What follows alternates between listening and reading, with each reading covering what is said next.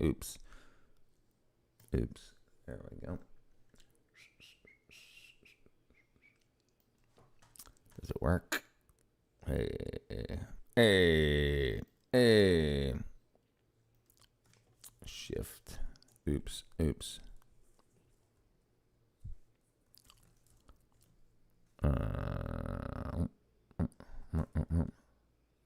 Oh, stupid.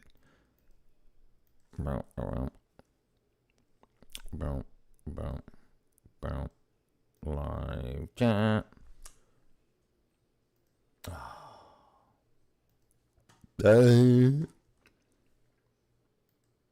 Boom, YouTube, we live.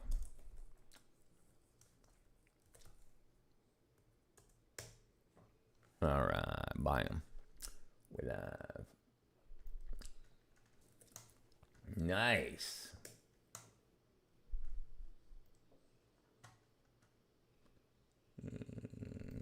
Bam. Oh, Richard. Bam. Bam. Bam. Bam. Bam. Bam. Bam. Okay, there we go. There we go. Worthless. Oh, jeez. That's pretty cool. They found the best cop in America. When you don't, boom.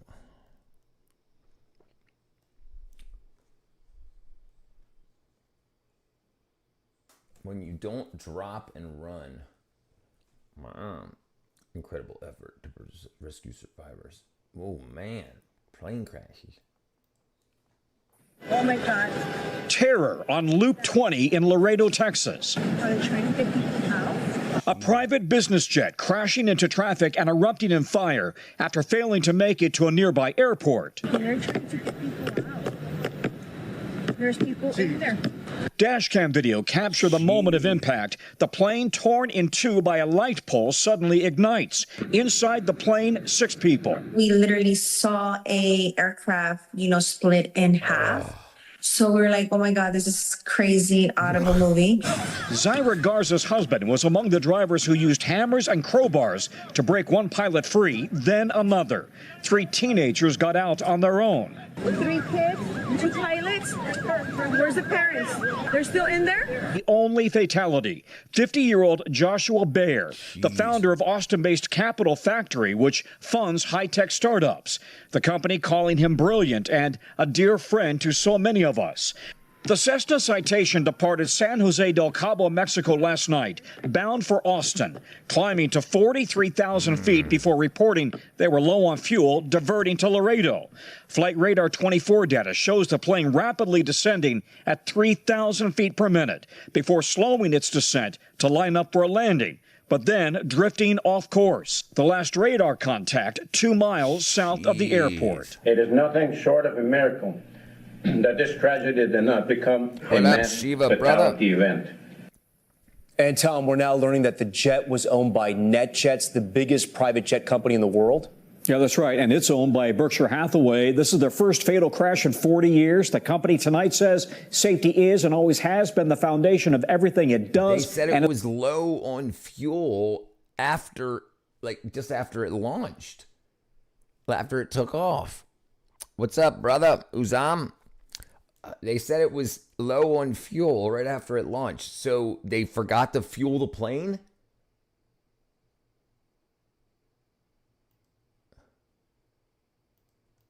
In half. So we were like, oh my God, this is crazy, out of a movie. Zyra Garza's husband was among the drivers who used hammers and crowbars to break one pilot free, then another. 3 teenagers got out on their own. 3 kids, 2 pilots. Where's the parents? They're still in there? The only fatality, 50-year-old Joshua Baer, the founder of Austin-based Capital Factory, which funds high-tech startups. The company calling him brilliant and a dear friend to so many of us. The Cessna Citation departed San Jose del Cabo, Mexico last night, bound for Austin, climbing to 43,000 feet before reporting they were low. So they took off, they climbed to 43,000 feet, and then said, we don't have any fuel. What up, Blue Sky? Ain't seen you in a while. How you doing? Yeah, that's crazy. Climb to 43. How do you not check the fuel level before you leave? I mean, maybe there was a fuel leak. That's crazy. That's insanity. All right, let's check it out. Sorry. All right, there we go. Washing your hands when the person next to you has questionable hygiene habits. Oh, Kevin. Oh my gosh. Well, watch this. All right. I didn't see that coming, I have to admit. That's a step and pull equipped door, so you'll worry no more. Step and pull is a small device that mounts on the bottom of a commercial latchless door. It's pretty clever. Great innovation. We sold more in March than we sold the whole time. What did you we've been sell in in business. March? About $1.7 million. Yeah. You guys are killing it then.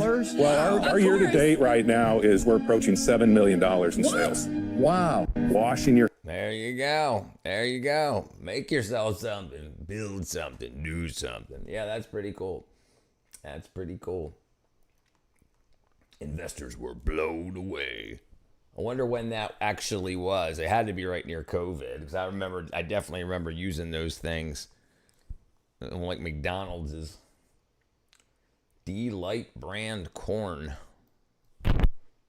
80-year-old corn is dangerous. D-Light.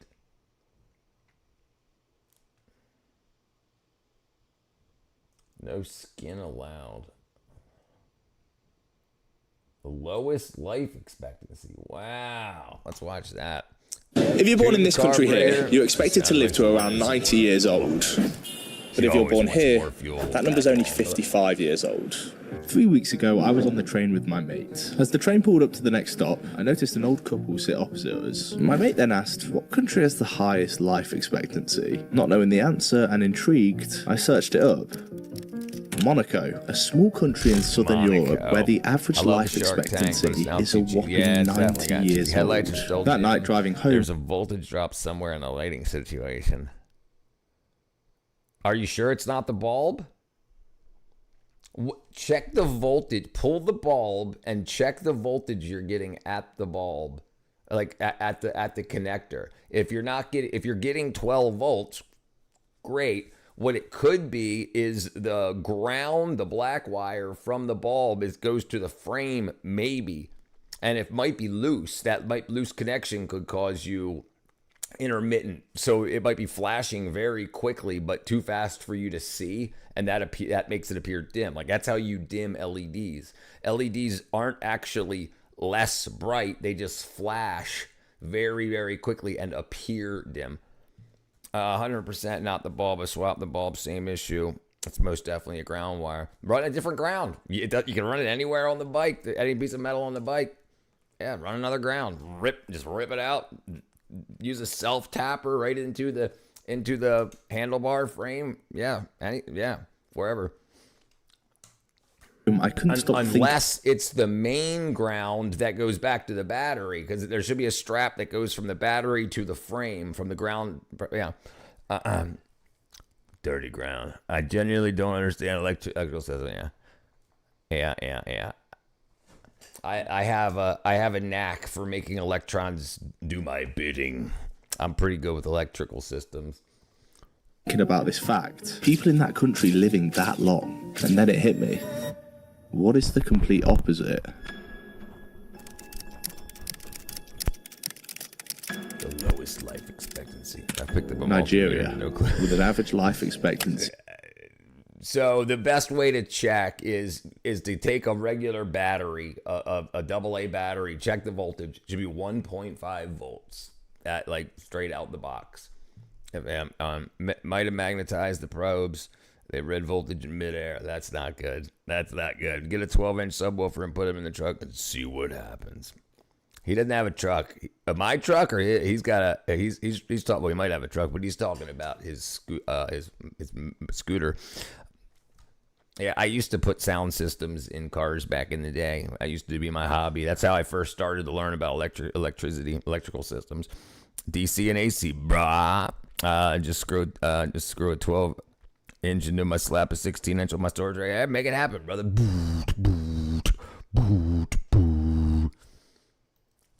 Of only everybody off 55 next years to old. in That is a 35-year difference. Wow. 35 years for simply being born there rather than there. How is that possible? I was so shocked by these statistics that I decided to make this video and travel to both these countries to find out why. Oops.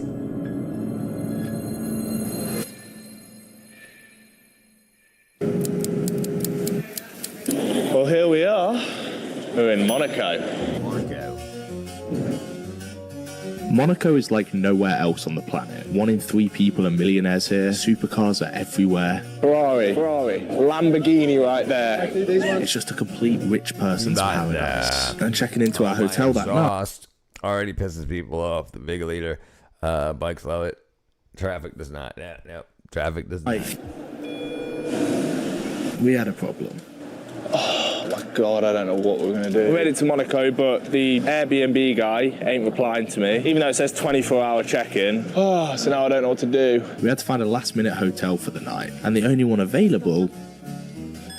Thank you very much. This room costed €1,500. Yeah, $2,000. This screw-up is just an example of how expensive Monaco is. And that next morning, after requesting a Let me find a bike, bike meet somewhere. I'm going to pull up and just rage bait with more than 500. What you need to do is find a bike meet, pull up and say, somebody please help me. And some redneck will come over and be like, here you go, buddy, it's right there. You just turn this quarter turn, smack your freaking Blackadoo with a wrench, and it's going to run perfect. That's what you need to do. That's what I did with my first scooter. I had a stuck valve and I had no idea. Rich people versus poor people country. Right. So he's talking about basically one of the richest countries in the world has the longest, the highest life expectancy. So he's going to go here and say, look how great millionaires live, and they live for a long time to enjoy their money. And then he's going to go to the lowest life expectancy place.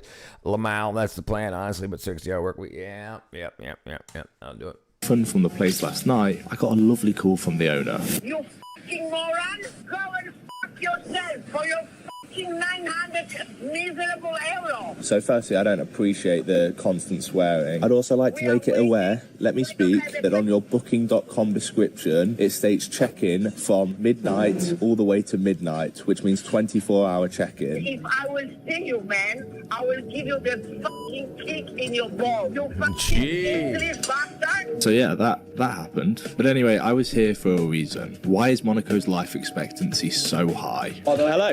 Nice to meet you. Nice meeting you. Nice to meet you, man. Joe. Nice to meet you, Alex. Man. To help me answer this. Learn the GY6 engine layout and everything in 1 month, but still can understand electronics 3 years in.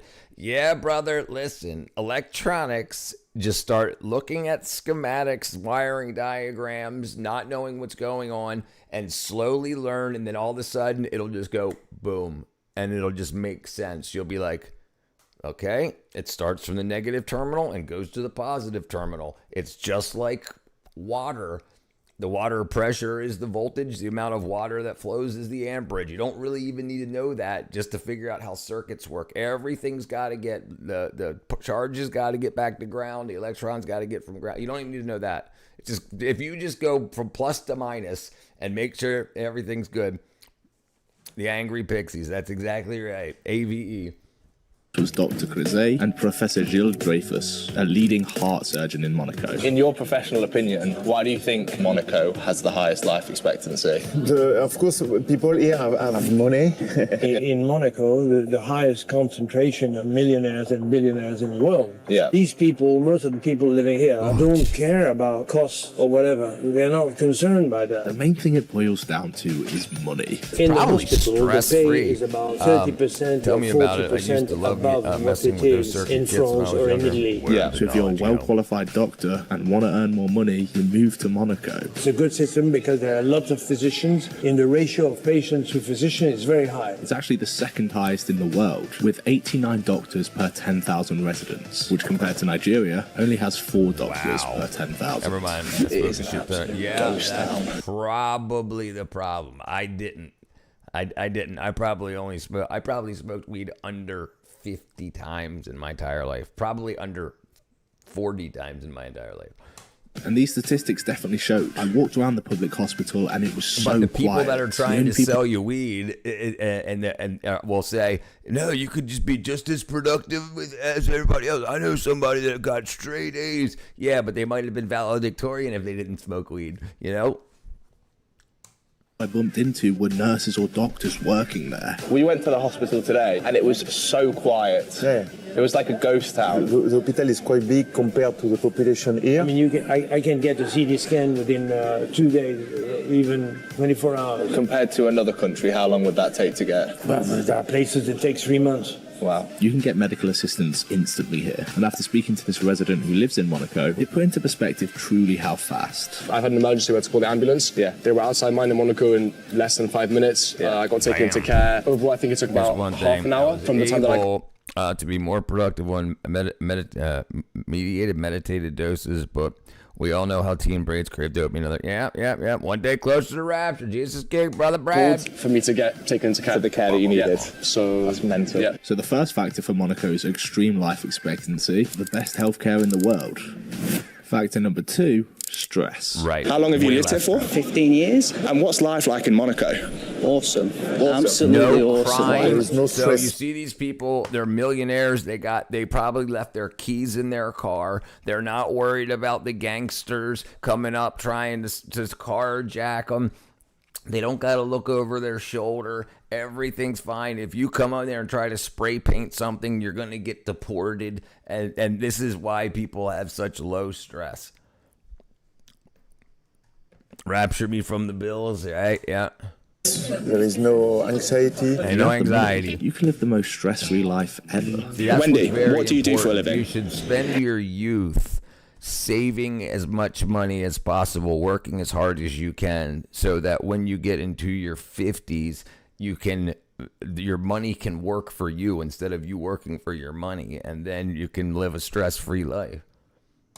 Find God early. Well, I go to lunch and parties mostly. The weather is Yeah, I go to lunch and good parties, food, good wine, nice people. Ultra-million billionaires come here to retire, and they have absolutely nothing to worry about. Very safe, very clean, Yeah. beautiful life. Not a piece What's of not to trash love? anywhere. Chronic stress is one of the biggest killers there is. It increases anxiety, depression. It increases your blood pressure, your heart rate, things like that. So lack of stress, well, it makes people live longer. And the final point is just a general healthy lifestyle. A lot They're of not. wealthy You're guys not going to. here. You're not going to see a McDonald's anywhere around there. You're not going. Everybody's cooking fresh food, the freshest of the fresh food. The people that are farmers there making the best, using the best varieties of seeds for. Yeah, that's absolutely. I already work as hard as I can. Progress is slow, but it's progress. That's good, brother. Hey, that's good too, Brad. That's really good. That's really, really good. A bit old, they want to be still fit and young, to get out with young girls. Why did you move to Monaco? Beautiful woman. Fair enough. And so, Right. And I think people think they're going to miss out on life if they don't party it up in their 20s. And it's absolutely the opposite. Partying ain't really even worth it, fun stuff, until you're in your like 40s. Because you make too many mistakes as a youth. You don't understand you don't understand repercussions and investment, and then when you change your outlook on life, your direction from I want to party, dude, to I want financial freedom, then because you can work harder when you're younger, but you can also spend harder, party harder, like work paycheck to pay, live paycheck to paycheck, because you're drinking every day and you're smoking weed and sniffing blow and freaking going on dates with girls you don't want to marry. You can't even get overtime anymore. Jeez. What up? Toxic Rip said, yep. The moment you hit 41 hours, more cut your hours the next week. Keep them on their Budget bastards. They look after their health. They train. They be careful about what they eat. Being rich and having loads of free time, it means you can focus on your health and fitness more. And with all the beautiful women, there's even more incentive. And while there are other minute points, I feel like these are the big three. Monaco is like nowhere else on the planet. And the people here, well, they have it good. They don't even have security with them. You see those ultra wealthy people walking just hand in hand, no security, no nothing. In America, you ain't walking through LA without security. You know, it's freaking out. You're not even doing that. You're trying to get your money together and then go to Monaco. That's what rich people are trying to do. But now we're flipping the switch. Nigeria, a completely different world, which was only 6 hours away on a flight, where the average life is 35 years less. I'd really quickly want to thank Uberg for sponsoring and making this video possible. If you watch my videos, you know I never do sponsor. $1 an hour and hit overtime, you get paid $2.5 an hour, give or take. I thought it was $1.50 an hour. I thought it was time and a half. That's double time and a half. That's what I used to get on Sundays. No. Yeah, double time. Yeah, double time on Saturdays and then double time and a half on Sundays. But these guys reached. If you get double time and a half, that's really freaking good. That's really good. I would say I would pay people to get their overtime. I've used them before, so I thought it just made perfect sense. So Uberg is an eSIM company with over 200 different locations. So if I go somewhere and I want data, for example, Nigeria, with a few clicks of a button for a few quid, boom, got data. Stops you from getting those extortionate data roaming charges. I've used it at so many locations that I've traveled to. Take it from me, they're reliable, they're cheap, and it works. So thank you again for Uberg. It's your base salary plus 1.5. Wow. They no longer tax 1.5 anymore, just the base. That's freaking cool. That's cool. Yeah. This is a big video for me, and you've made it possible. Right, flight is pulling in soon, so let's go. Using the toilet. Welcome to Nigeria. Welcome to Nigeria. Introduce yourself. Yeah, hello, man. My name is PJ. We just met my man here. We just driving now in Lagos Airport. Yeah. Have a good time, man. Thank you very much, PJ. Have a good one, yeah? Lagos, the capital city of Nigeria. You good? You resemble Palmer. Palmer. Come on, Cole Palmer. Good to meet you, man. What country you from? England. England. Yeah, oh, man. Nice. Yeah, man. Nice to meet you, Tom. Nigeria welcomed me with open arms. Look at that. A live fish, man. You want me to hold it? Even if I go 2 hours to overtime, my paychecks reach just below $1,000. My main job around $600 at my secondary. Jeez, there you go. That seems pretty good. Pulling into money. Yeah, you gotta stop smoking weed, dude. Oh, God. How much money you spend on weed? You know, Just hold on like this. or other entertainment. That's the people are lovely. You got fish attacking you on land. This was Nigeria. Your hair is amazing. I love your hair.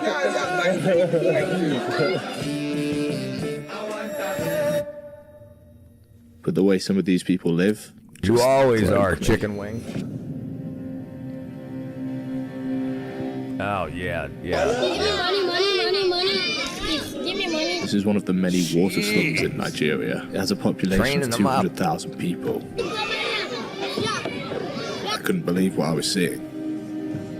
Look how black the water is. It's not brown, it's not dirty, it is literally black. Inside the houses, there's no electricity, there's no sewage system. What about when you want to go to the toilet? Where do you go? Go to toilet. This is the toilet.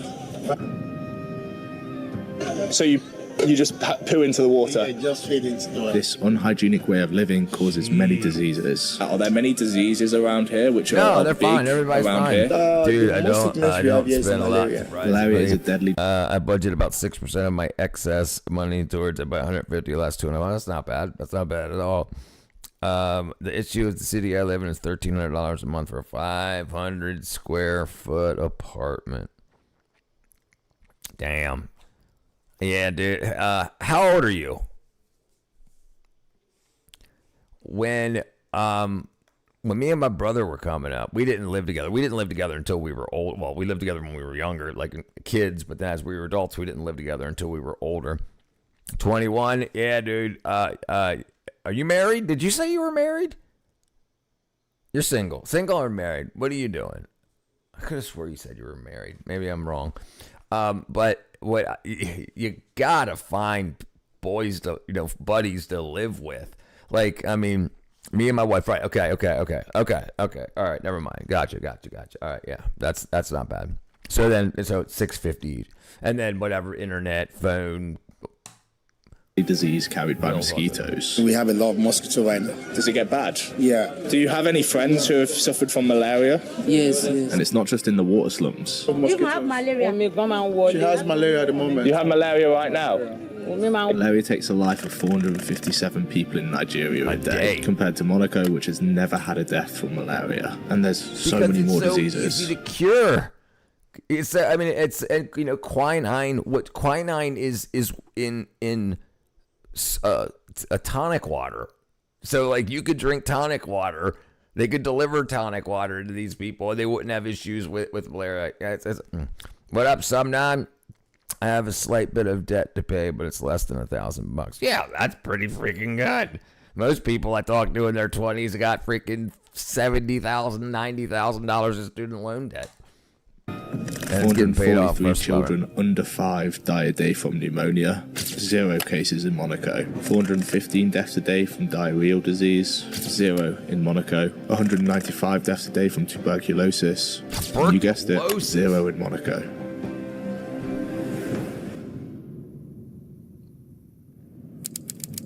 Yeah, because this stuff's all curable. We are the on the way meeting a family who lives here in Lagos. Right, cold, right? Okay, let's see. Quinine, natural alkaloid from the bark of the South American chiconia tree. Okay, so quinine, okay.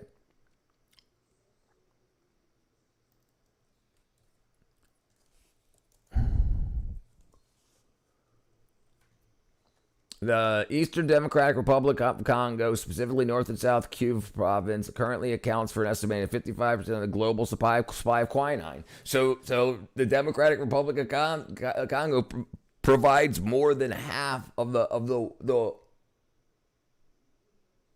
global supply for the world. So they could absolutely serve to their fellow Africans. Jeez. Oh, they have like 300 left. Right, to pay off. What up, Dorjean, brother? Going to speak to them, get to know their living situation. Thank you. And listen, if it grows in the Democratic Republic of Congo, it would probably grow here. So, like you would think the government would cordon off the area of the desert or the growing lands, farmlands, fertile lands, that they grow a crap ton of those trees. It doesn't make any sense. People die because governments don't help people stay alive. Like in Monaco, 0 deaths for all 3 of those things. Hundreds of deaths, over 400 deaths a day for each one of those diseases. Yeah, it's definitely diabolical, brother Nick. Pick up the wife. All right, brother. Have a good day. Nice to meet you. So it's a tree. It's tree bark. It can grow. It's growing a lot. And so 55% of the global quinine comes from the Democratic Republic of Congo. Okay, look. Map of Africa, Democratic Republic of Congo. All right. Okay, so here's the Democratic Republic of Congo. All right. You know what? Let's do this one. Okay, and he's in Nigeria. Okay, so Democratic Republic of Congo. Let's zoom this in here. All right. Democratic Republic of Congo is right here, this red, and here's Nigeria, just one country away. Right? So they share some of the same equatorial not mockings, I can't remember the term. So they're going to have the same type of weather, same type of growing seasons and whatnot. So South Nigeria could probably be flooded with this stuff, but it's not going to do it. It's probably political because the Democratic Republic of Congo wants that money that they get from that quinine. So if Nigeria started, but they could grow it for themselves. But the problem is they would get corrupted, and then they would sell it on the black market and not give it to their own people. And that's the main problem. That's the main problem, is they're corrupted. Yes. And these are your kids? Yes. How are you? Hello. And he's the smiley one. Smiley one. Nasha kindly showed me into her home, which she shares with her 3 children. Is that Real Madrid? You're like Cristiano Ronaldo?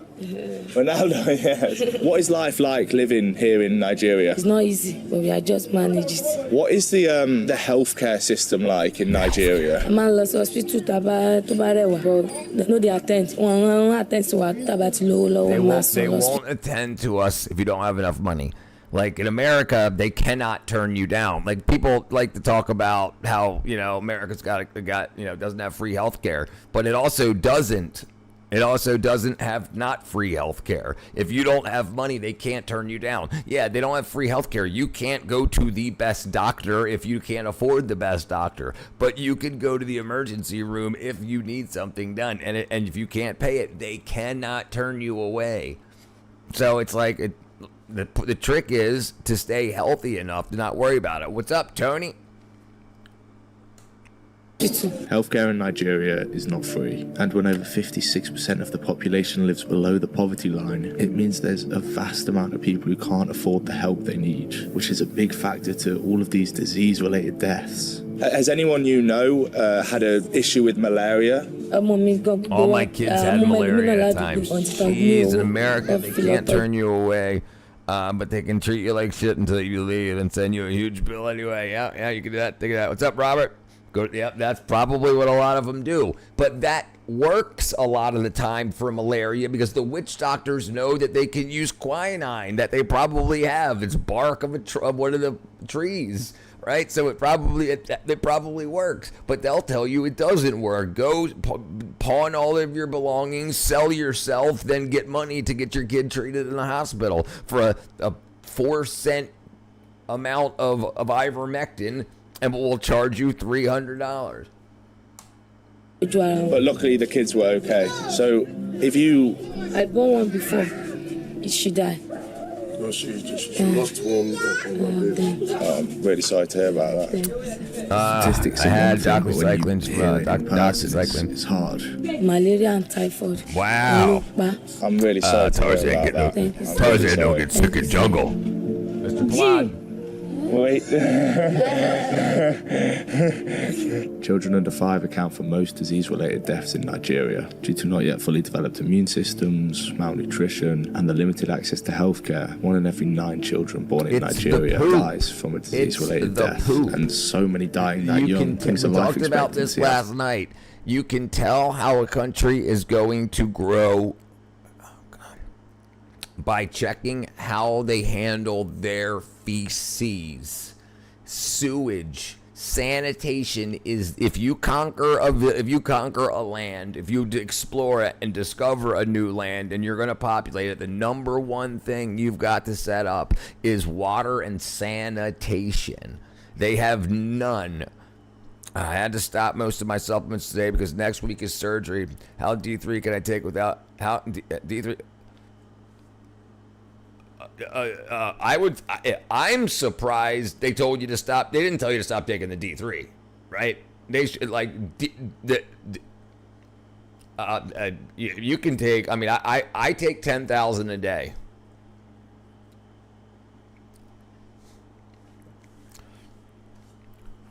Yeah, so listen, and you can, a person can take a lot of D3. The calcium's only an issue if you're supplementing with calcium. If you're taking supplemental calcium, then it can move that supplemental calcium in. But just if the dietary calcium, just what you're getting from milk and cheese and whatever, that you don't want. If the problem only seems to occur when people are taking D3 with calcium, and then they get what's called hypercalcemia. But yeah, if you're not taking calcium pills, which I don't take, yeah, you're fine. And you're talking about a short term. D3, when you take D3, it takes like 7 to 40 days before your liver metabolizes it to the active version of pseudosteroid D3 in the body. So yeah, I would still take 10,000 IUs a day, 250 micrograms. Go to your live stream and play to see Mega Loop. We're busy, Colonel, brother. Come on. I always ask for an itemized bill before leaving the hospital. They were charged for things. Yes, a very good point. Absolutely. That's something you should absolutely do. I said to stop taking the K2. Okay. Yeah, oh, I can imagine. I wouldn't be worried because you've got a full stock in your liver, in your spleen, in your blood, and it would take a while before those stores would run out. And you got to stop vertigo before vertigo's rough. Just type that. My phone just typed that. No problem. Oh man, you got to stop vertigo before. Tara, I was looking at. Did they give you niacin for fibromyalgia? So I was reading this thing yesterday, day before yesterday, about countries that treat fibromyalgia with niacinamide, vitamin B6 or B3. Can't remember which one. Maybe it's B3. Yeah, B3. Right. So a lot of people that have fibromyalgia symptoms are actually just niacinamide deficient, vitamin B3 deficient. And apparently a lot, like 66% of people that with fibromyalgia treated with vitamin B3 have, they go into fibromyalgia remission, or they have, I meant to say, man, you got vertigo before. Oh, man, I got vertigo before. Average down massively. Hold on. Don't worry about that.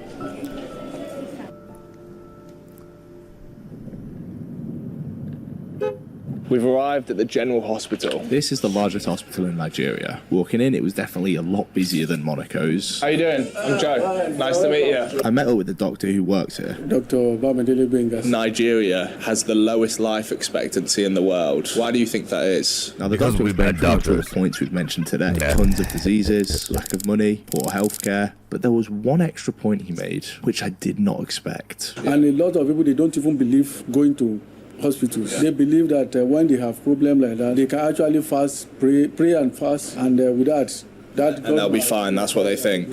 Yeah, that's what they think. Everyone say, cheer for Jesus! Cheer for Jesus! How old are you? 90 years. What is your secret to living such a long life? My body's strong. My body's strong. How about methylfolate? That's B9, right? So God. I take it every day now. I take half as much methylfolate as I do B12. I take 5,000 micrograms of B12 and 2,500 micrograms of methylfolate. Unbelievable. It's unbelievable. Yes, yes. That's B9. Everything. It's unbelievable. It works in like it's not just what it helps with, it's what it protects you from. Our governments require folic acid to be put in our food to protect pregnant women from neural tube defects from the babies, from a birth defect. But the problem is there's different types of that B vitamin. There's folic acid is what they add, and there's actual folate, methylfolate. So the stuff that we're eating when you go out and you buy in your bread, it's putting this wackadoo version. So if you take methylfolate in the morning, it basically fills all the receptors in your body so that if you eat the stuff with the folic acid in it, there's nowhere for it to go, and then you just passes through your body because there's problems. A lot of people are finding problems from this synthetic folic acid. But we'll check this out. I'll show you this. Yeah, it's great. I find a lot of benefit, and you still look the same. Dang. All right, here. Methylfolate. Full weight. Methylfolate. Methylfolate, a biologically active a form of B9, Unlike standard folic acid, it crosses the blood-brain barrier directly to support synthesis of mood-regulating neurotransmitters, serotonin, dopamine, norepinephrine, melatonin. Its primary use to address deficiencies or a treatment for depression. The problem, okay, maybe they'll get into it here. Methylfolate bypasses the need for the body to convert synthetic folic acid into its active state. So if they test your blood and they say, oh, you got plenty of vitamin B9, but it's folic acid and not methylfolate, they just find the same thing. They find folic acid and they say, oh, you're not deficient, you've got plenty. But if you have issues with your liver, it won't convert it properly into methylfolate. Anyway, this conversion requires a specific enzyme, and there's people that have this MTHFR gene mutation where their body won't convert it. It won't methylate folate. So you need to supplement with methylfolate. So I started supplementing with it, and I'm almost as happy that I found this as that I found B12. Yes, it's the same brand, same everything. I got to put it on my website, but it's the same brand. It's just, and I take, in the morning, I put a B12 and a B9 under my tongue to dissolve while I make my coffee. Why did the doctor make me stop taking the K2 MK7? It's a good question. That's a good question. I don't know. I don't know. What's up, ND?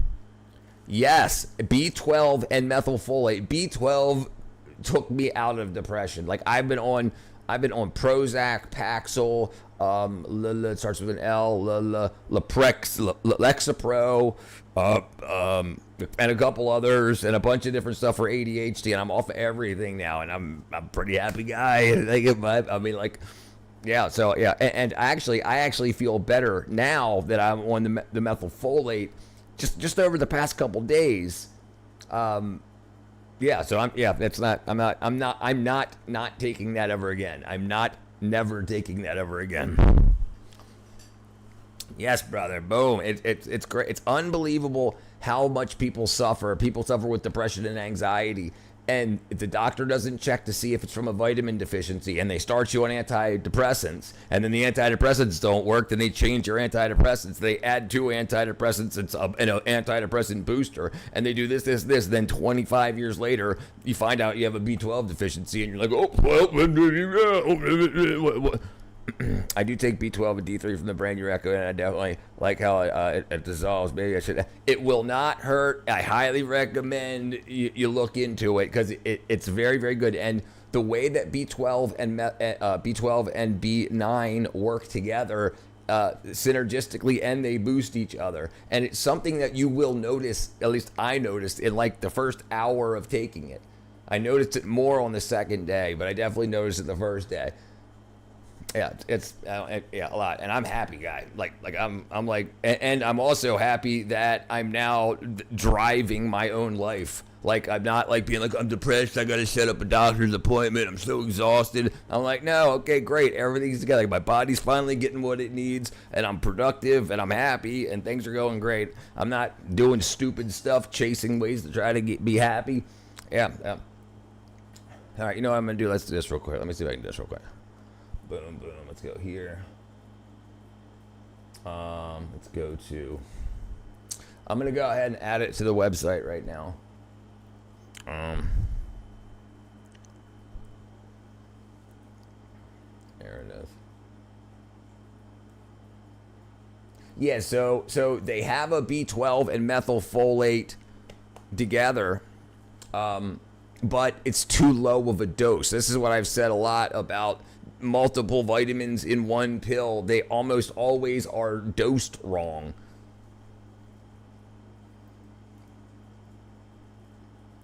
Oh, I think I broke it. Hold on. I did. When I need to re-up, I'll get. Yeah. It's worth a try. It's worth a try.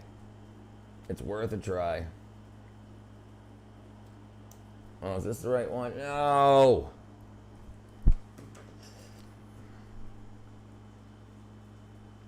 There it is.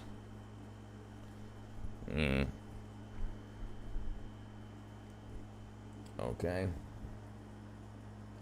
Oh, stupid thing. See if this works. What? Oh. Is that it? Oh, this stupid thing. Hold on, I broke everything. Depression can be a real kick in the head. Right, dude. Right. So when I found out, like when I found out that I was B12 deficient, and then I started supplementing with higher doses of B12, my depression, like, I would say 90% of it was gone. And then when I started supplementing with D3, K2, and now adding methylfolate, I'd say I'm happy. Like, I'm not worried about. I'm not worried. Like, I'm fine. I'm like, use your pass key.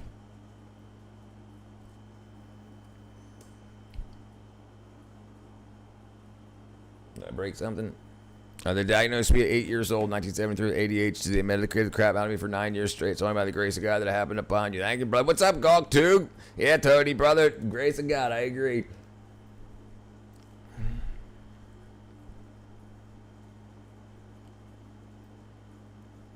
I agree. And it's unbelievable how much it fixes ADHD. If this is the thing. Doctors, unless they test you for B12 deficiency, they don't know if your ADHD-like symptoms are ADHD or a B12 deficiency because they mimic each other. So, but also, it's been proven that a B12 deficiency will make ADHD symptoms worse. I'm getting whistled at here. Notification good. Okay, where am I at? Settings, shop, apps.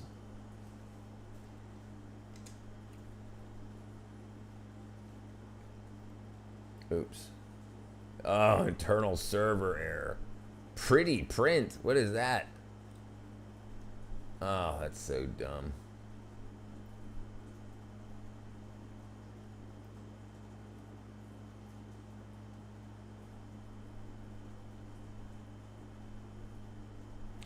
Oh, it's loading. Hold on. All right. Okay. Boom. Import. Bam. Let's close that down.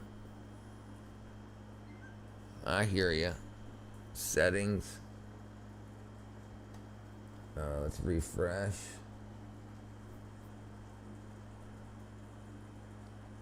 Almost got it.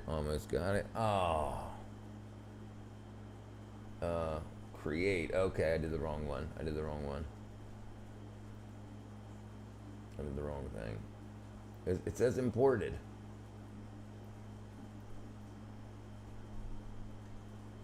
I think I broke something again. Oh, I don't know how to do this. Oh, it did. Okay, it's here. Okay, I did the wrong one. I did the wrong thing. How do I remove it? Delete. Okay, here it is. Boom. Active tags, vendor tags, products, theme. There it is. Boom.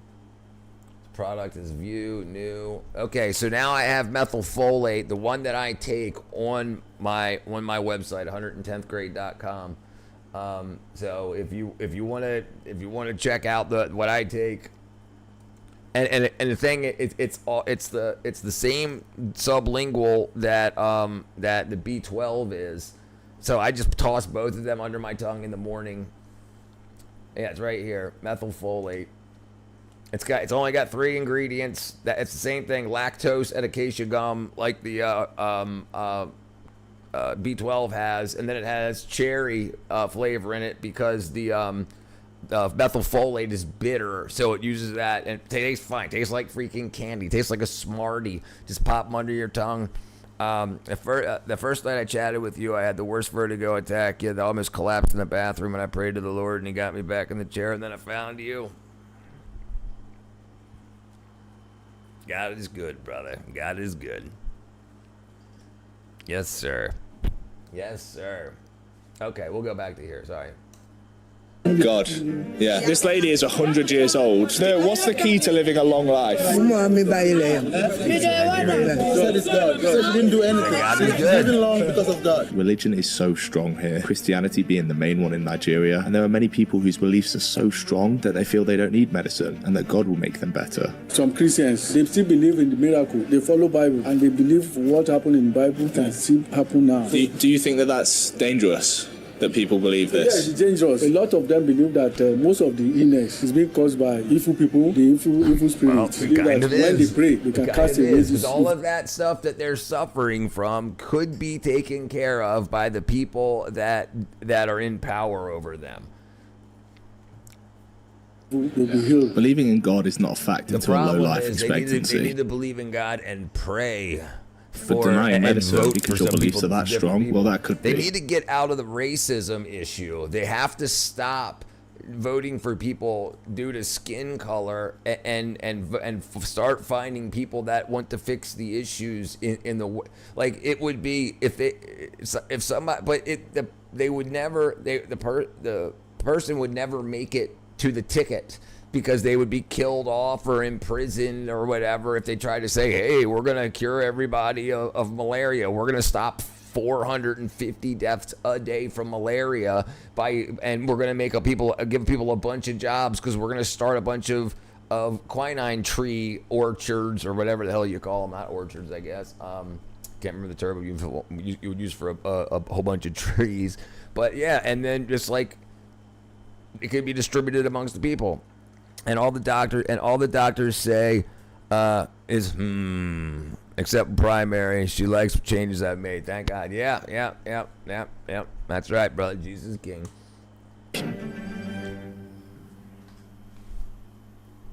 What'd I miss? Oh, he's showing the. To summarize, Monaco and Nigeria are two completely different worlds, and the difference in life expectancy comes down to all these different reasons added up. We live in a world which is completely unfair, but some of the people who have it let's say the hardest were some of the nicest people I'd ever met. So, he's showing the difference between the two, but let's say this. African kings in Monaco.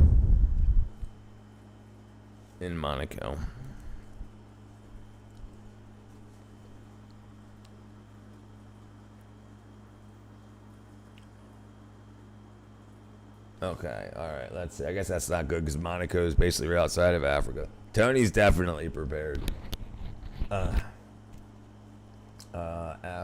African politicians.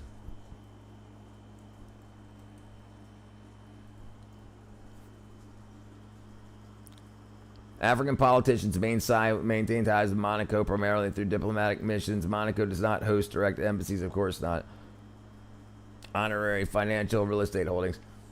So a bunch of African offshore okay, so they're taking a bunch of money from those Nigerians and they're keeping the money in offshore asset protection in places like Monaco. So even, amen, brother.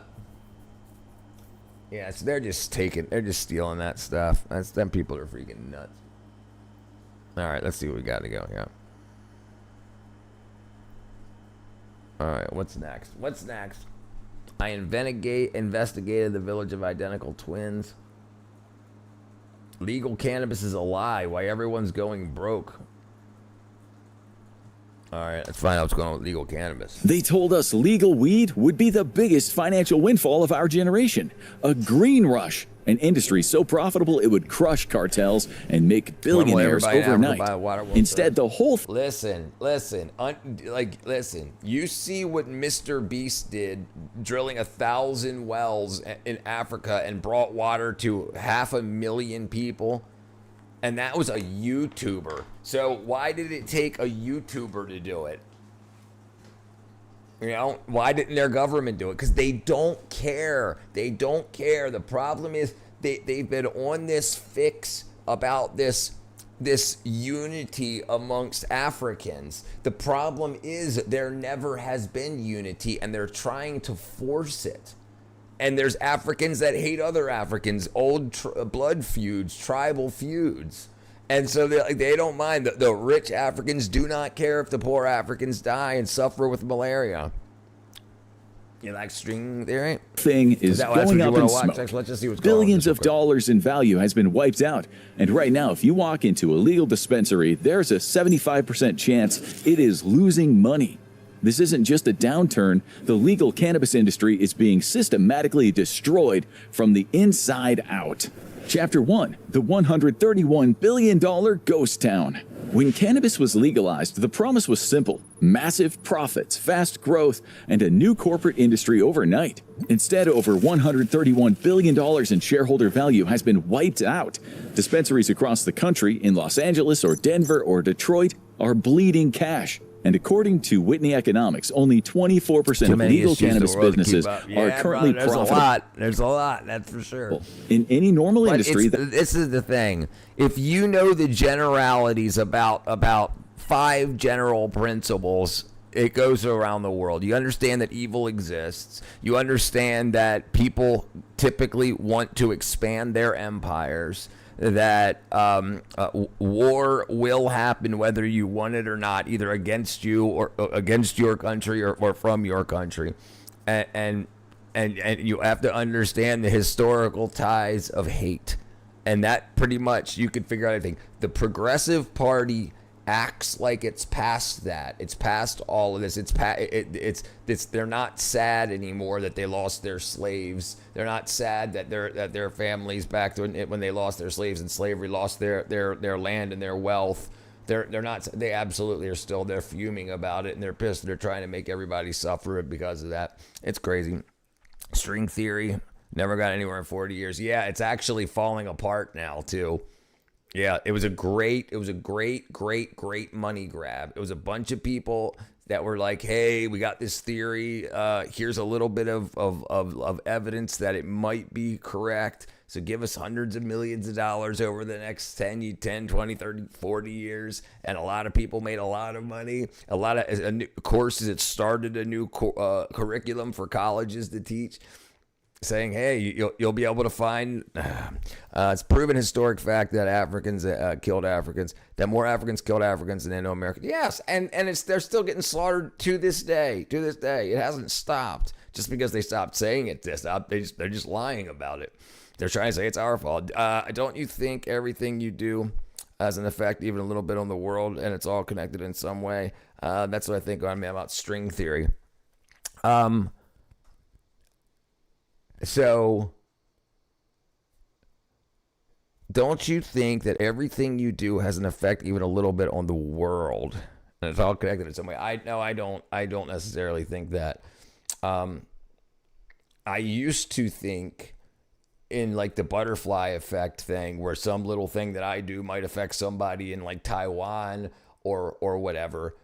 But I think I've come to the conclusion that a lot of people will blame other people for issues, and I really do think there's free will. I really do think that anything that I do is not going to affect somebody else or a star. Yeah, I used to think that, but I don't think it anymore. Where do those 5 generalized realities come from? My own theories, by just me learning about as much as I could and realizing that I'm coming to the same general reasons for why things happen, and it's just like it's not because of like our governments say we just need more money to keep investing and investigating, but it's just like, no, they know. But if we don't know, then we'll be like, yes, let's save these people. Let's save this to that. And then a bunch of money will just get stolen. But yeah, no, money won't help that. Money won't help that. People can save themselves, but they need to get together to do it. And they're not doing it. Listen, and I'm talking about like on a mass scale. There's people around there where he was. Those people have cell phones. They're not looking into ways to help themselves. They're just being entertained and listening to propaganda and stuff like that. I mean, we've got access to every piece of information that we could ever want, pretty much. So, like, all these people are dying. All these people are dying of malaria. And just like we just did here on the stream, what stops malaria? What's the treatment for malaria? Oh, this chemical compound called quinine. Where is quinine? 55% of the world's quinine comes from the Democratic Republic of Congo, right next door to you. How can we get that here? Well, you could grow a bunch of trees. Go, excuse me. Hey, everybody, start talking. Hey, you lost some kids to malaria. You lost your brother. You lost your dad. You lost. So why don't we get together, put our pennies together, and order a pack of seeds for these trees, and then over there we'll just start growing them, you know? And no one's gotten to that point yet. Yeah, I'm working on that. Brother Raid out of the show Shark Tank.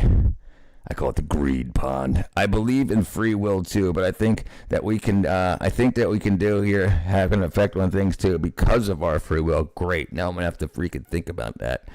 I thought malaria adapts quickly to medicines.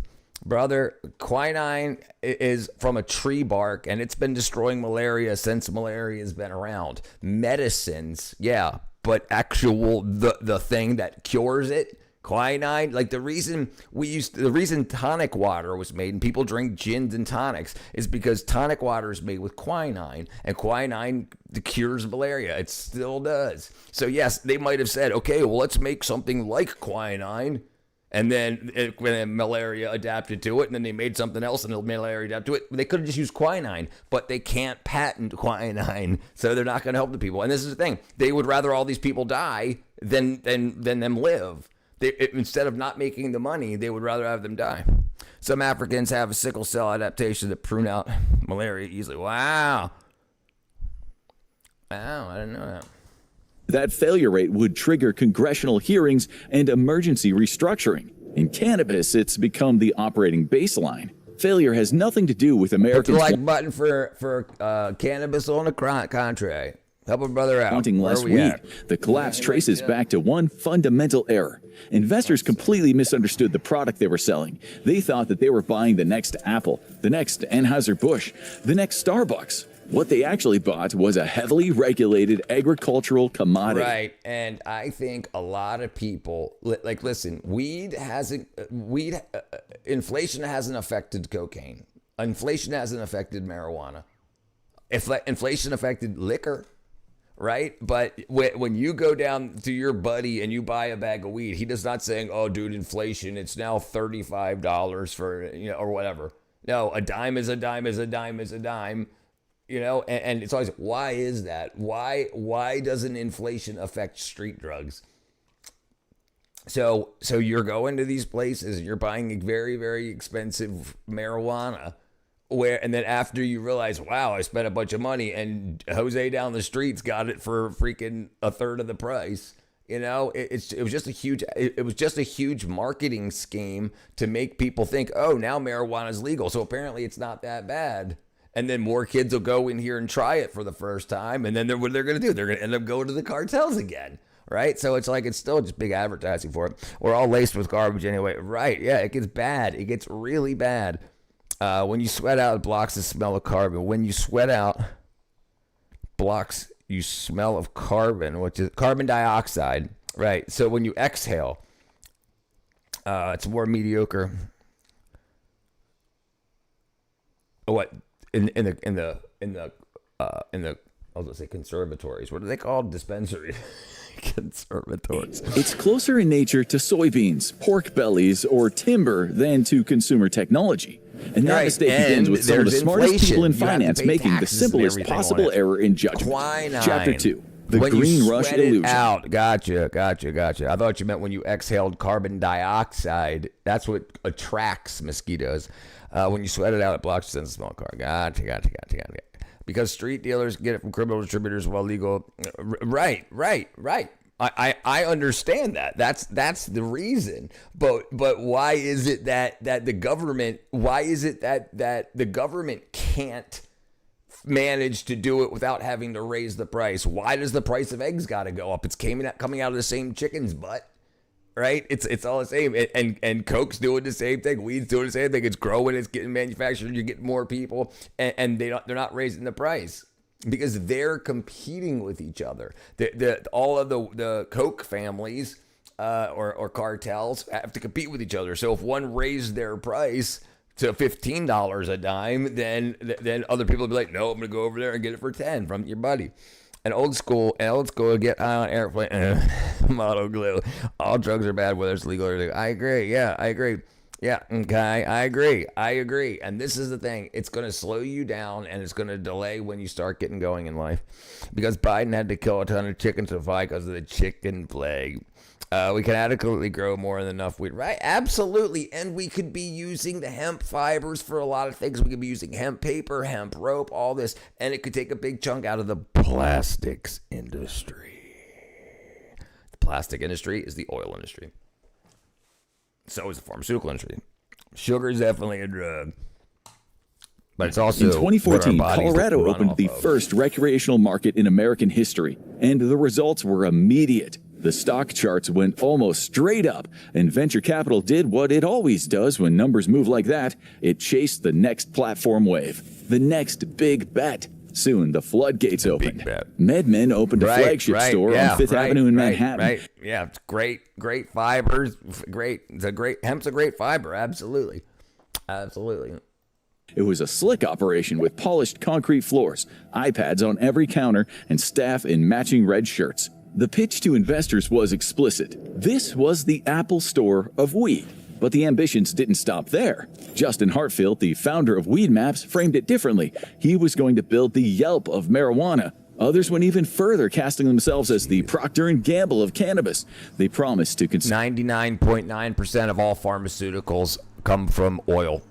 They're petro. They take the chemicals from oils to create the compounds that make the pills. That make the medicines. It all leads back to oil.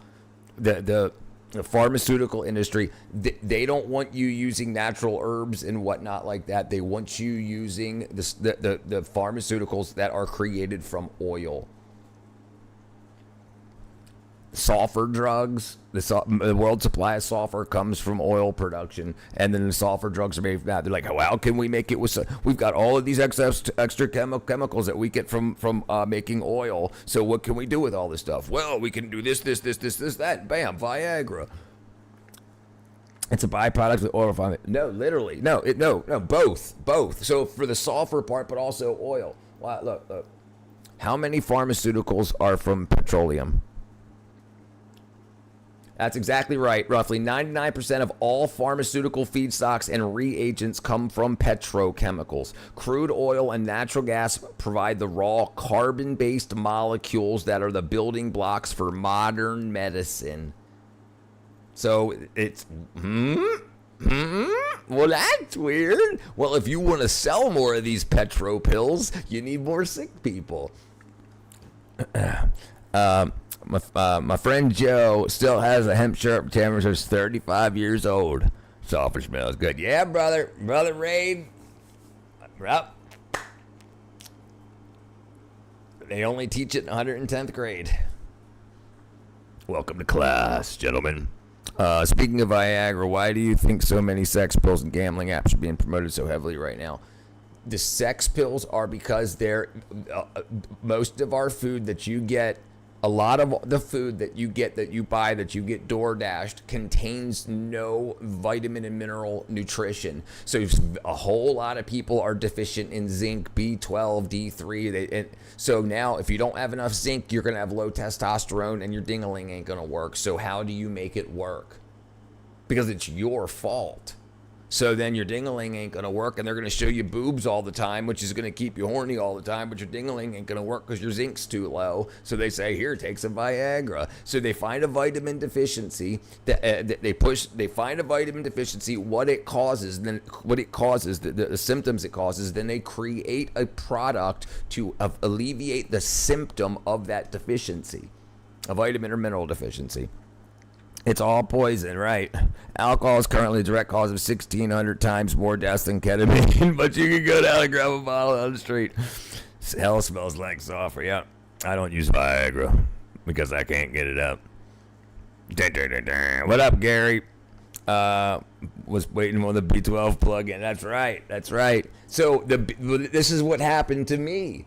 I was B12 deficient, and for 35 years, I had ADHD symptoms. So I was and depression and anxiety. Well, guess what? A B12 deficiency causes the same symptoms as ADHD, depression and anxiety. So I've been on all kinds of antidepressants, all kinds of anti-anxieties, and all kinds of ADHD meds. And it wasn't until I was 45 that I started taking high dose B12, and it all went away. You know, so it was like, geez. So that's why I tell you guys about it so much, because it was such a huge change for me. So before I started streaming, I started telling my friends and family, people I worked with in the movie industry and whatnot, and then a lot of people started using it too, and they were like, wow. And then I saw such a huge shift in people, and then so I figured I would tell people online. Crazy business model. Create the issue, create the solution. That's exactly right. The chemical industry, the petrochemical industry creates the pharmaceuticals, creates the fake foods that doesn't contain the health, the nutrients that we need. They lie to us and they say a balanced diet is cholesterol, it's balanced cholesterol, fats, sugars, sodium, and whatnot. And they don't mention vitamins and minerals at all when they talk about healthy diet. You need more protein. You need more fiber. Do you? They always treat the symptom and not the cause. That's right. Because then you're a forever customer. They want you refilling. Everything is subscription. They want you subscribed to medicine. They want you going and getting a refill every 30 days. If you correct whatever's wrong with you, you don't need them anymore. There goes the money. They're literally playing with our lives. They literally are playing with our lives. I only have text-to-speech on when I'm in the car. Popsicle.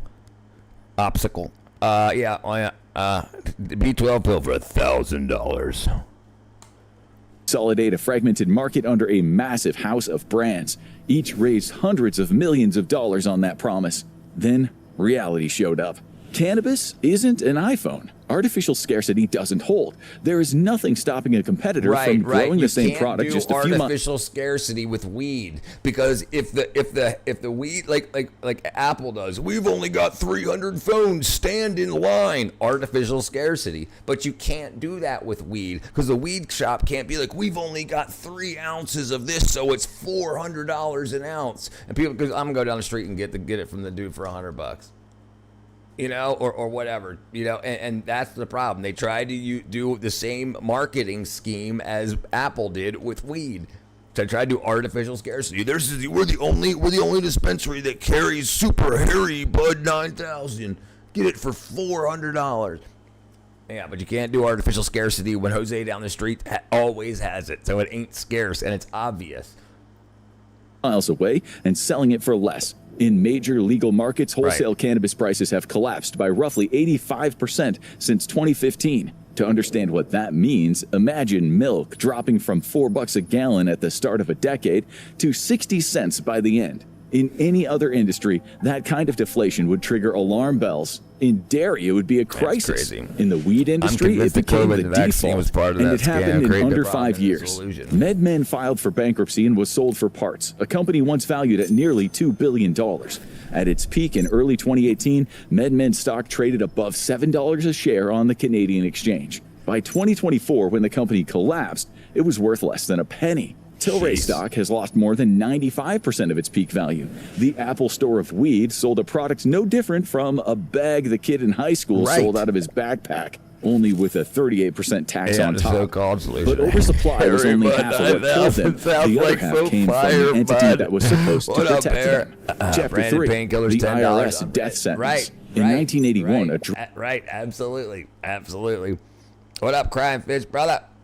Back in high school, early 2000s, it was $80 an ounce by me. Of course, it wasn't like it is today, right?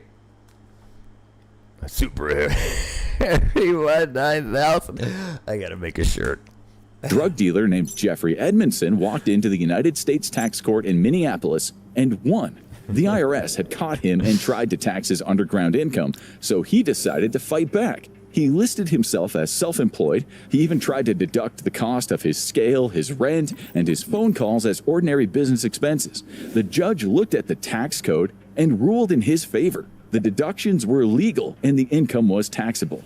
The IRS had to allow them. Wow. The criminal court was less generous. Edmondson was sentenced to 4 years in prison for cocaine distribution, but the tax case stood. Congress lost its mind. Within months, so lawmakers wrote a single paragraph in. Like, how do we defend ourselves? That's what I'm trying to do. I try to. This is my website right here. So I've got jokes about oxpeckers, and I've got, you can click on vitamins, and this is the vitamins and minerals and supplements that I take. And if you look through your symptom list and you check this symptom and vitamin deficiency, and if you've got something like ADHD, do a search for ADHD-like symptoms, anything like symptoms, vitamin deficiency, and then find out which vitamin and mineral deficiencies can fix that. The thing is, if you take your health in your hands and you get yourself where you need to be, you don't need doctors and hospitals except for emergency. And that's what it should be. If you get into a car accident, if you fall off a ladder. But aging shouldn't be rotting. We should not be rotting. There's a very easy thing here. I'm trying to get done with the government. I want this posted in. This is on my X account. I want this posted in every school and doctor's office. This right here. It's the main vitamins and what foods they're in. If we can teach kids about pronouns, and they go to their parents and saying, I want to be a dog, then if we teach them what vitamins and minerals and what foods that they get and what they prevent, then they can go to their parents and say, Mom, I haven't had any vitamin K this week. And we can change the world. We can change the way health is sold. But we got to start with ourselves. You got to get yourself secure. You got to secure the base, and then you move forward. We've got to change the way we think of our diets. It's the number one killer. What's up, William, brother? Barbara Bush.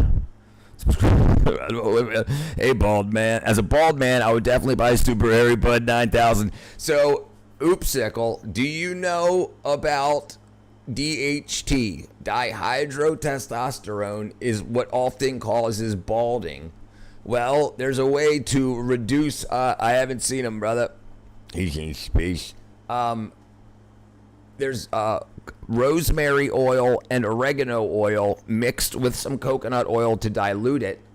Can be applied to the scalp and is more successful at regrowing hair and reactivating hair follicles than 2% minoxidil, which is Rogaine. In other countries, they call it hair fall. So when I started doing research for a buddy who had a patch in his head that he was going bald on the side of his head, and so I started looking it up, and in India, they call it hair fall. A lot of countries, they call it hair fall. So I started looking it up, and I found out about it. Rosemary oil, oregano oil, and hair fall. All right. Rosemary oil is backed by clinical studies suggesting it is as effective as 2% minoxidil at promoting hair growth and reducing hair fall. Oregano oil lacks similar clinical backing, but is sometimes used for scalp health due to its antimicrobial properties. Both must be diluted in a carrier oil to prevent scalp inflammation. One of the big things is stop dumping chlorine on your head. Stop using store shampoos and conditioners. That stuff is wackadoodle. The estrogens, the estrogen-like compounds in those store-bought shampoos and conditioners can increase the level of DHT, dihydrotestosterone, disabling, turning off the hair follicles. Well, you can turn it back on in a lot of cases. Biotin, I take biotin compounds too. Sucks to suck, but it's still illegal on the federal level. Sucks. Into the Internal Revenue Code, designed to make sure drug dealers couldn't pull that. Rosemary oil plus oregano oil plus coconut oil. So here, look. I might say it here. Let's see. Oregano oil. Okay, 3 to 5 drops of rosemary oil and oregano oil per tablespoon of coconut oil. So you take a tablespoon of coconut oil. Listen, just take like a shot glass or a little baby jar or whatever and put a bunch of coconut oil in it and put 5 drops of rosemary, 5 drops of oregano, mix it up. And then before you go to bed or whatever, just like rub it on your head. The dude that I talked to about it used it on his bald spot before he went to bed. When he woke up, he washed his hair. And by washing his hair, the same way I wash my hair, I don't use shampoo, I don't use conditioner. I've got chlorinated water, so I just use that. I turn the water on. I go through the act of washing my hair like it was shampooed. But I just act like it. I don't use shampoo or conditioner. I just use the chlorinated water. It's got chlorine in it. Why? What more do you need? Right? And people don't know that. They think, well, if it doesn't smell like a fragrance, it's not clean. Okay, great, but it won't smell like anything. Sucks to suck. Sounds like a 70s disco song. Is that health food poster thing on Discord? No. It's on X, but I can post it on Discord. I'll post it there.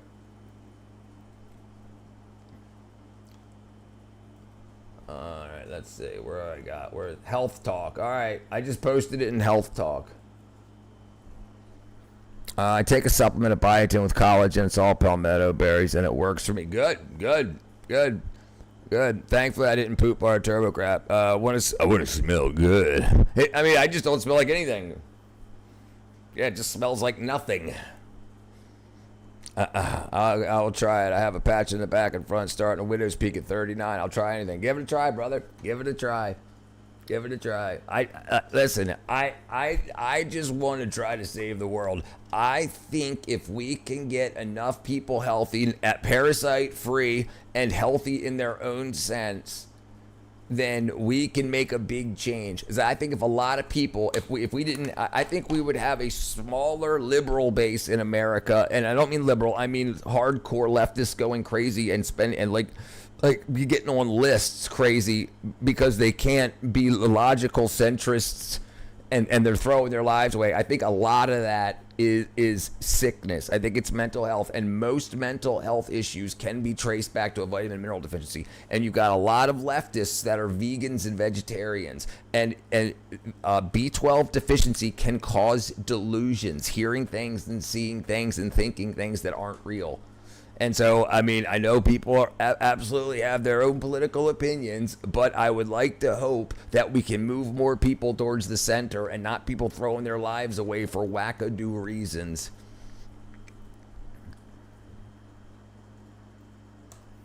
That stunt again. They called it Section 280. Fight for your hair, and brother. Pablo Escobar in mind. 43 years later, the people paying that bill are middle-aged retail entrepreneurs in California, Colorado, and Michigan. Mothers with mortgages, veterans on second careers. The Pablo Escobar law applies to a 58-year-old woman selling pre-rolls in Sacramento. A normal business making $1 million in profit pays the IRS roughly $210,000.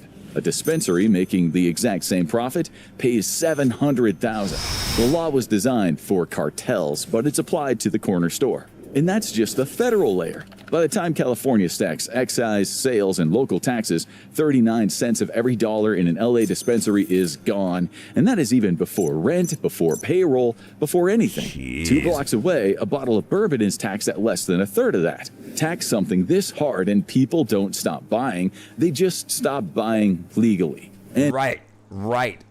So it was brilliant marketing. Now the cartels are making even more money. They've got even more customers because now that it appears legal and good to the kids that wouldn't have normally smoked it because it was illegal and they didn't want to get in trouble, now they're going to go and they're going to be like, go to Jose and get it. And then so now all of this and the cartels are making even more money.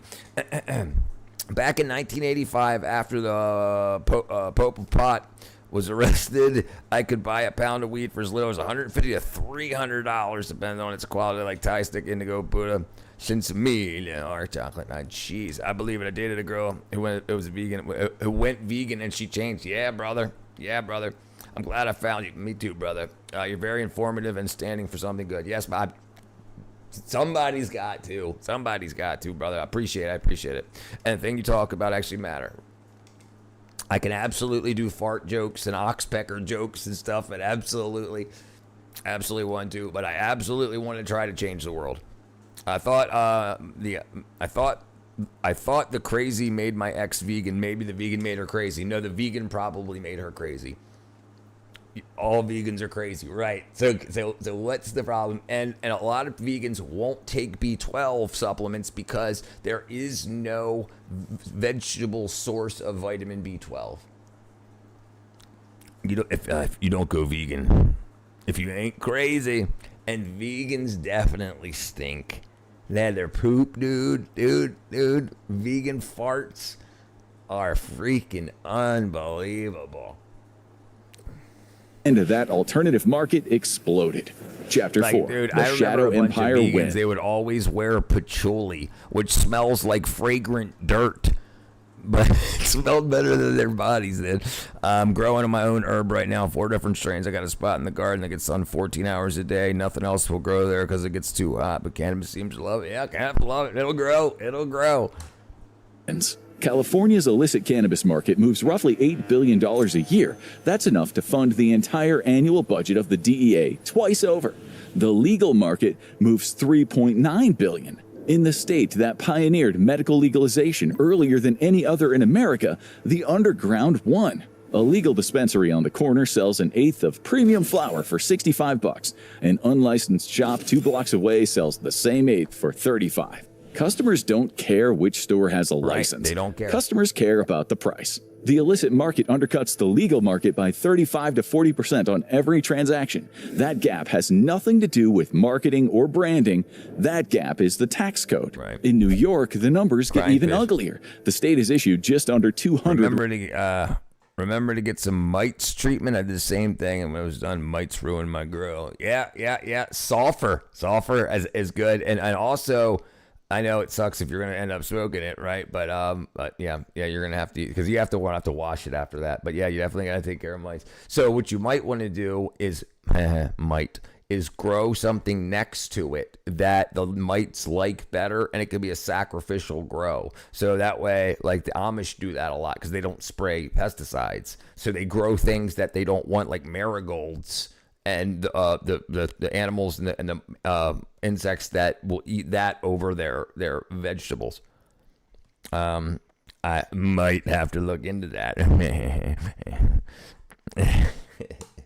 Retail licenses. There are roughly 1,400 unlicensed dispensaries operating openly in the city alone. 7 illegal shops for every legal one approved across the entire state. They have signage, point-of-sale terminals identical to the legal stores, Yelp pages with thousands of 5-star reviews. A customer walking in can't tell the difference. The owner doesn't want them to. In May 2024, the city launched something called Operation Padlock to Protect.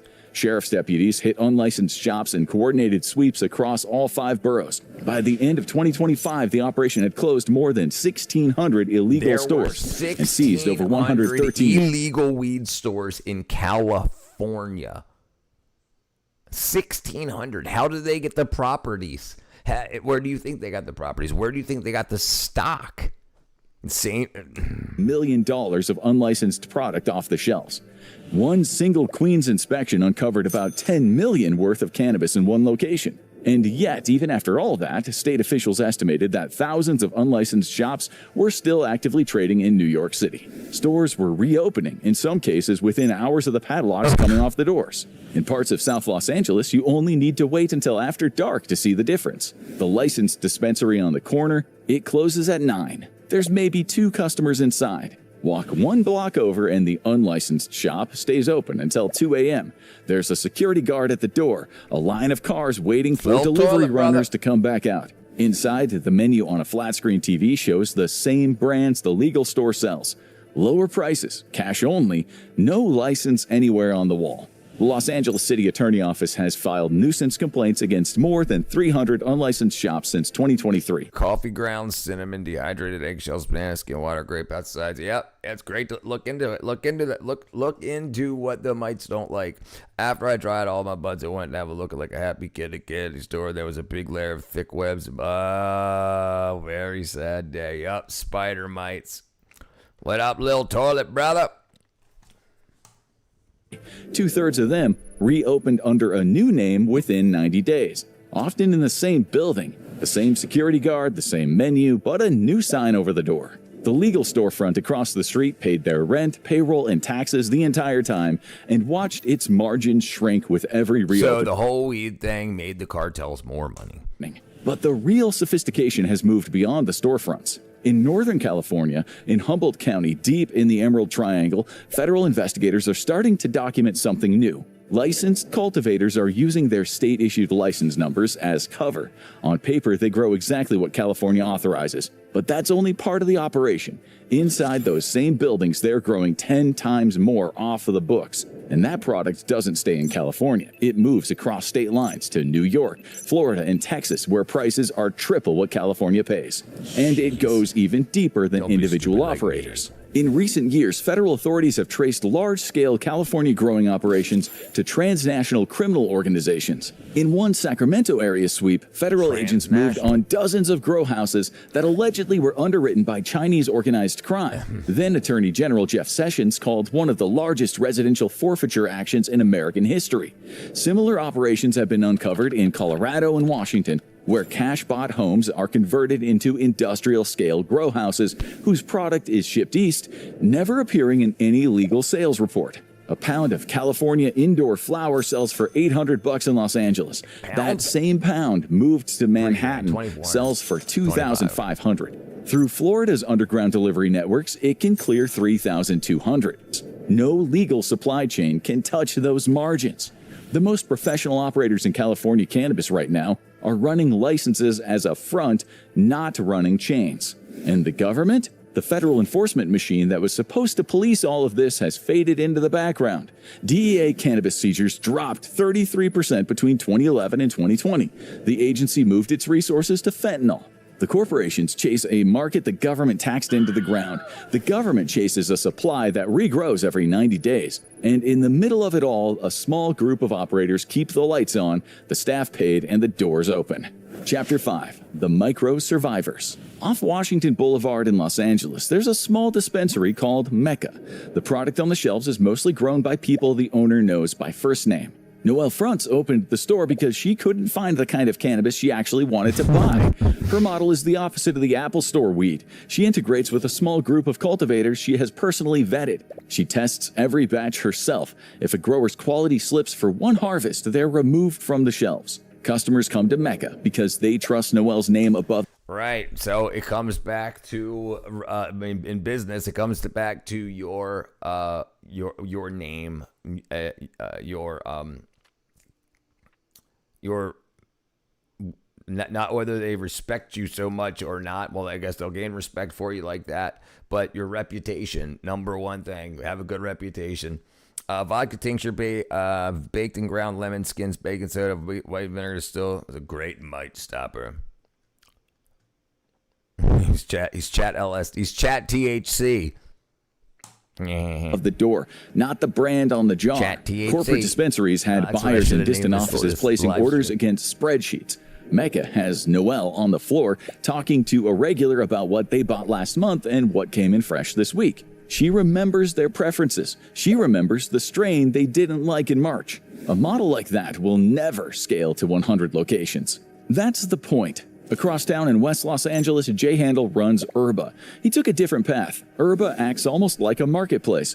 Through licensed distributors, small cultivators supply the product to Herba's shelves and only get paid when their product sells. While Herba legally takes ownership, they never buy the product up front.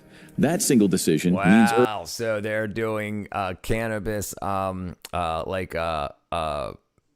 bricks and minifigs. They're doing consignment, so you bring in your weed that you grow. When they sell it, they pay you. I dropped off a customer driving taxi, and he gave me a pound of weed in a garbage bag. He said he was moving, he couldn't take it on the plane. Gave me brownies and still tipped. Jeez. Rich, please make chat THC. What a nice customer. All right, I'm going to make a shirt. I'm going to make a weed leaf shirt that says a digital-looking weed leaf shirt that says chat THC.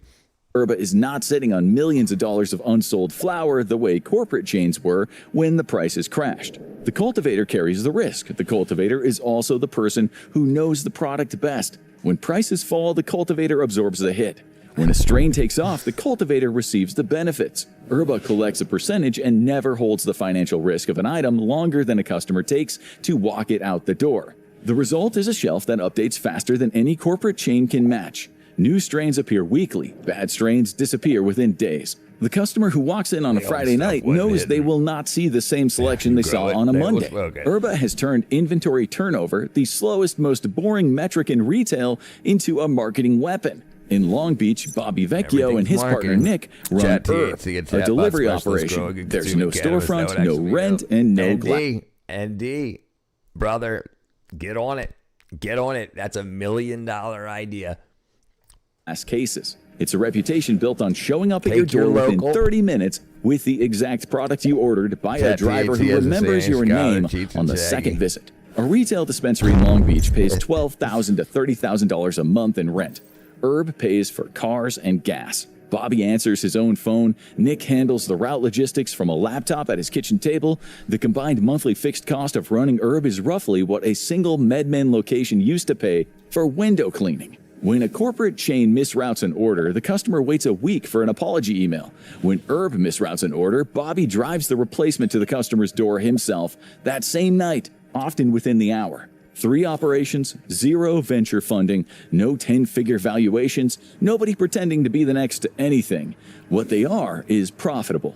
What they're doing is what every mainstream business in America has always done. Stay small enough in 1980. Damn it. To know your customer, what's up, agile Eliza? Enough to change with the market, honest enough to keep the regulars walking back in through the door. They are, when you cut through everything else, the only part of the legal cannabis industry that actually works. And the system is about to change again. It'll be the one that finishes them. Chapter 6, the Big Pharma Takeover. There you go. It all started with one signature on December 18th, 2025. That morning, the administrator of the DEA signed the final rule officially moving cannabis from Schedule 1 to Schedule 3 of the Controlled Substances Act. For 280E, that change was a kill shot. The 70% effective tax rate that had been killing legal operators for a decade stopped applying. The cannabis industry celebrated. Stocks surged. Tilray, Canopy, Curaleaf all rose 20% in a day. Trade publications ran headlines about a new dawn. Twitter filled up with founders posting champagne emojis. Then, the realization dawned. Schedule 3 is the same legal classification as ketamine, as Tylenol with codeine, as anabolic steroids, which means cannabis legally becomes a strictly regulated medical product. An unapproved prescription drug cannot be sold the way Mecca sells it. The model Herba has perfected remains a direct violation of federal law. Bobby's unmarked delivery car is still committing a federal trafficking violation, just under a different set of rules. Pharmaceuticals require FDA-approved manufacturing facilities, clinical trial data, audit trails, compliance costs that can bury a small operator, and Noel does not have that kind of money. Neither does Bobby, and neither does Herba. No independent operator on the West Coast can afford it. They are being priced out the moment the rule lands. But Big Pharma can. In 2018, the FDA approved a cannabis-derived medication for the first time in American history. The drug was called Epidiolex. It was a purified form of CBD manufactured in the United Kingdom and approved to treat 2 rare forms of childhood epilepsy. The DEA initially placed it in Schedule 5. 2 years later, they pulled it out of the controlled substance schedules entirely. The list price for a year of Epidiolex is $32,500 per patient. That same compound in its raw form can be bought at a California dispensary for a tiny fraction of that. The compound is not different. The plant is not different. What changed was the regulatory category. Once a product crosses into the pharmaceutical column of the ledger, it is priced like a pharmaceutical, sold like a pharmaceutical, and it's a social construct.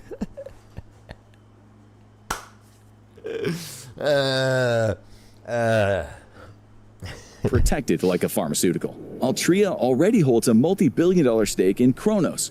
British American Tobacco owns nearly 30% of Canadian cannabis producer Organigram. The tobacco companies and pharmaceutical companies have spent the last 5 years discreetly buying their seats at the table, while the press obsessed over corporate cannabis flameouts. The lobbying numbers... Right.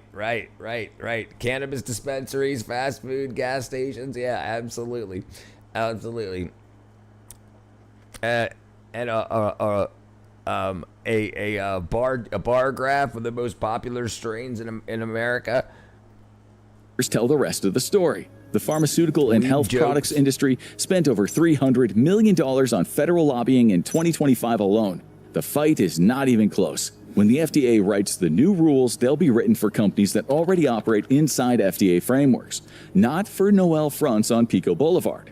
By the time the regulations land in full, the dispensary as we know it won't exist. The government that was supposed to legitimize it taxed it into a slow-mo... And then everyone goes back to cartel weed. So all this just increased the market availability, or the market for weed, and got a lot more people introduced to it. And then now the dispensaries are going to be gone, and the only way to get it is going to be pharmaceutical weed or Jose.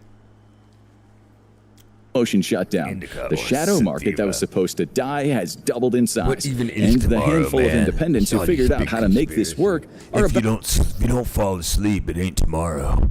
about to find out that the next phase of legalization was never designed for them in the first place. In modern America, the green rush ends the same way every other rush ends. The only real question left is how long Noel, Jay, Bobby, and Nick have left to keep the lights on before they belong to someone else. The clock is already ticking, but nobody told them when it started.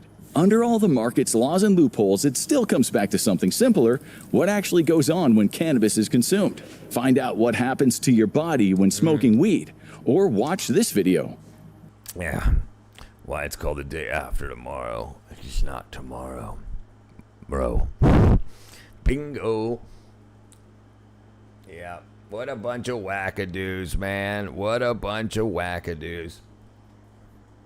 So now the pharmaceutical industry is, yeah, dude. Yep, there you go. So everything that California and Oregon and Washington State did to legalize all of these drugs, but they don't sell any of them. So where are they coming from? Cartels.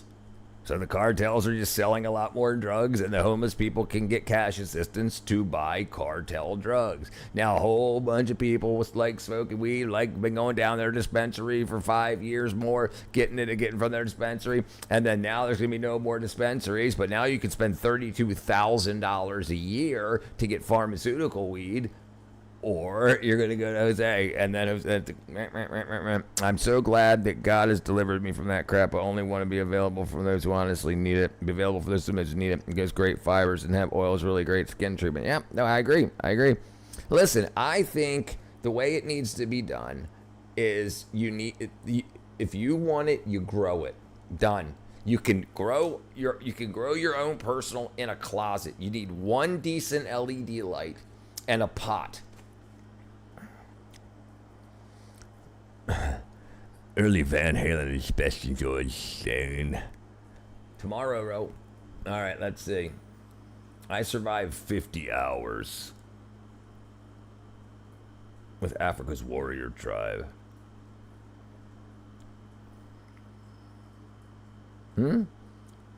She stepped on a shell in Florida. 22 hours later, they took her leg.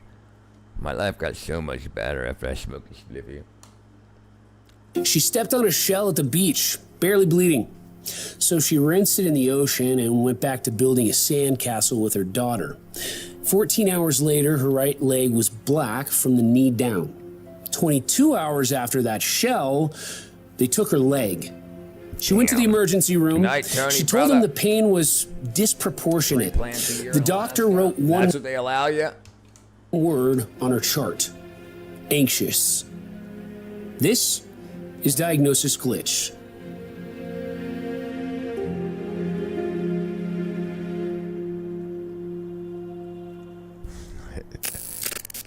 Sleep well, brother. Sophie Marin was 33 years old, third grade teacher in Pensacola, Florida, married to Matt for 8 years. 2 kids, Grace, 7, and Owen, 4. She was the kind of mother who kept a running calendar in her head. Soccer practice Tuesday, swim lessons Thursday, Owen's allergy appointment the 14th, parent-teacher conference on the 22nd for a class she taught and a class her daughter attended on the same day. She never wrote any of it down. She did not need to. Her mind held the entire architecture of her family's life, and she moved through it at a pace that made other people tired just watching. She was also the one who planned the beach trip every summer. Same week in July, same rental on Cape San Blas, same stretch of white sand that curved away from the road like it existed outside of time. This was year 6. Grace measured herself against the door frame when they arrived. She had grown 2 inches. Owen tried to measure himself but could not stand still long enough. Matt drew the line anyway, an inch too high, and told him he was getting huge. Sophie stood in the kitchen and watched through the window. This was the moment. The whole year built toward this. Remember this, family, because 22 hours from now, Sophie will be in surgery and this kitchen will feel like it belongs to someone else. Saturday, 2:30 p.m. Sophie was in ankle-deep water with Grace looking for sand dollars. The Gulf of Mexico was 87 degrees, the color of weak tea near the shore. Warm enough that you did not feel the transition from air to water. Her right foot came down on something sharp. She pulled it up. A broken whelk shell, half buried in the sand, had sliced a clean line across the ball of her foot, about an inch long. She walked to the shore. Matt was up by the chairs with Owen, who was napping under an umbrella. I stepped on a shell, she said. It's nothing. Matt looked at it. Shallow cut, barely bleeding. He poured bottled water over it. She pressed a paper towel to it, taped on a bandage from the first aid kit in the cooler, and went back to the water with Grace. The salt water stung. She adjusted. Grace found a sand dollar. They kept walking.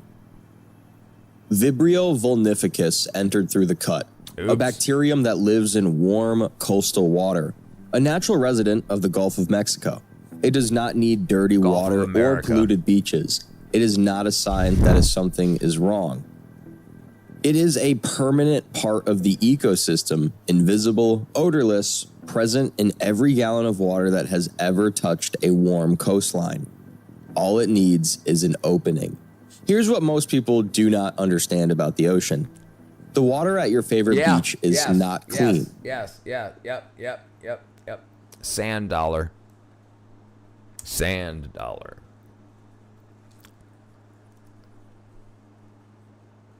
Damn. That's it. That's a sand. Oh, you can't see it because I'm talking at myself. That's a sand dollar. These are the dried shells, and let me show you what they look. Here's what they look like. Sorry, alive. This is what they look like right here. That's a sand dollar, and then these are dried out, dead and alive. Go for non-binary. Yep, those are sand dollars, brother. America. It is not dirty either. It is alive. Millions of bacteria per gallon, most of them harmless, part of the natural marine environment. Vibrio vulnificus is one of them. It thrives above 80 degrees. Vibrio. The Gulf Coast in July is its perfect habitat. It's always been there, but the oceans are warming. Since 1992, Vibrio infection bacteria per gallon in 8 beaches. It is not a bacterium that lives dung from the first aid kit and the cooler bottled water over it. At 8:30 p.m., Sophie was in ankle-deep water with Grace looking for sand I gotta dollars. find it The again. Gulf of Yeah, I Mexico was was hoping for 87 $1 degrees, bill. the With a color man of like weak that, tea near the shore, warm enough that you did not feel the transition from air to water. Her right foot came down on something sharp. She pulled it up. A broken whelk shell, half buried in the sand, had sliced a clean line across the ball of her foot, about an inch long. She walked to the shore. Matt was up by the chairs with Owen, who was napping under an umbrella. I stepped on a shell, she said. It's nothing. Matt looked at it. Shallow cut, barely bleeding.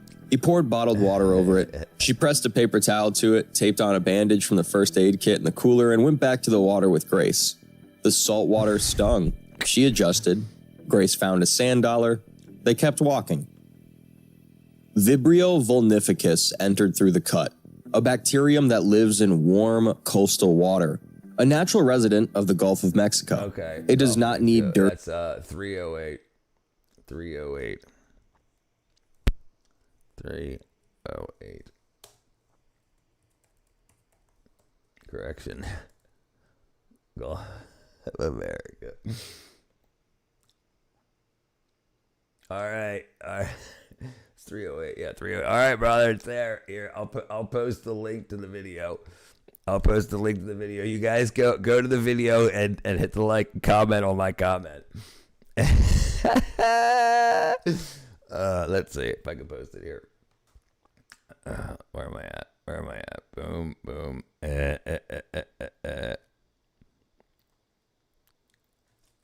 All right. I don't know if you guys can click on it or not, but if you can, go to the video and like it and comment on the comment. We're going to start doing this. I'm going to start spreading my name around a little more. I'd appreciate the guys' help. Thanks, Raid. That was brilliant. Dirty water or polluted beaches. Right, it is not a sign of habitat. It's always right now. And this is how it works. Any break in the skin, a cut, a scrape, a scratch, a blister, even a hangnail, anything that creates a path from the water to the tissue underneath, the bacteria crosses through, and once inside, it does not behave like a normal infection. It does not eat flesh. That is a media term. What it does is worse.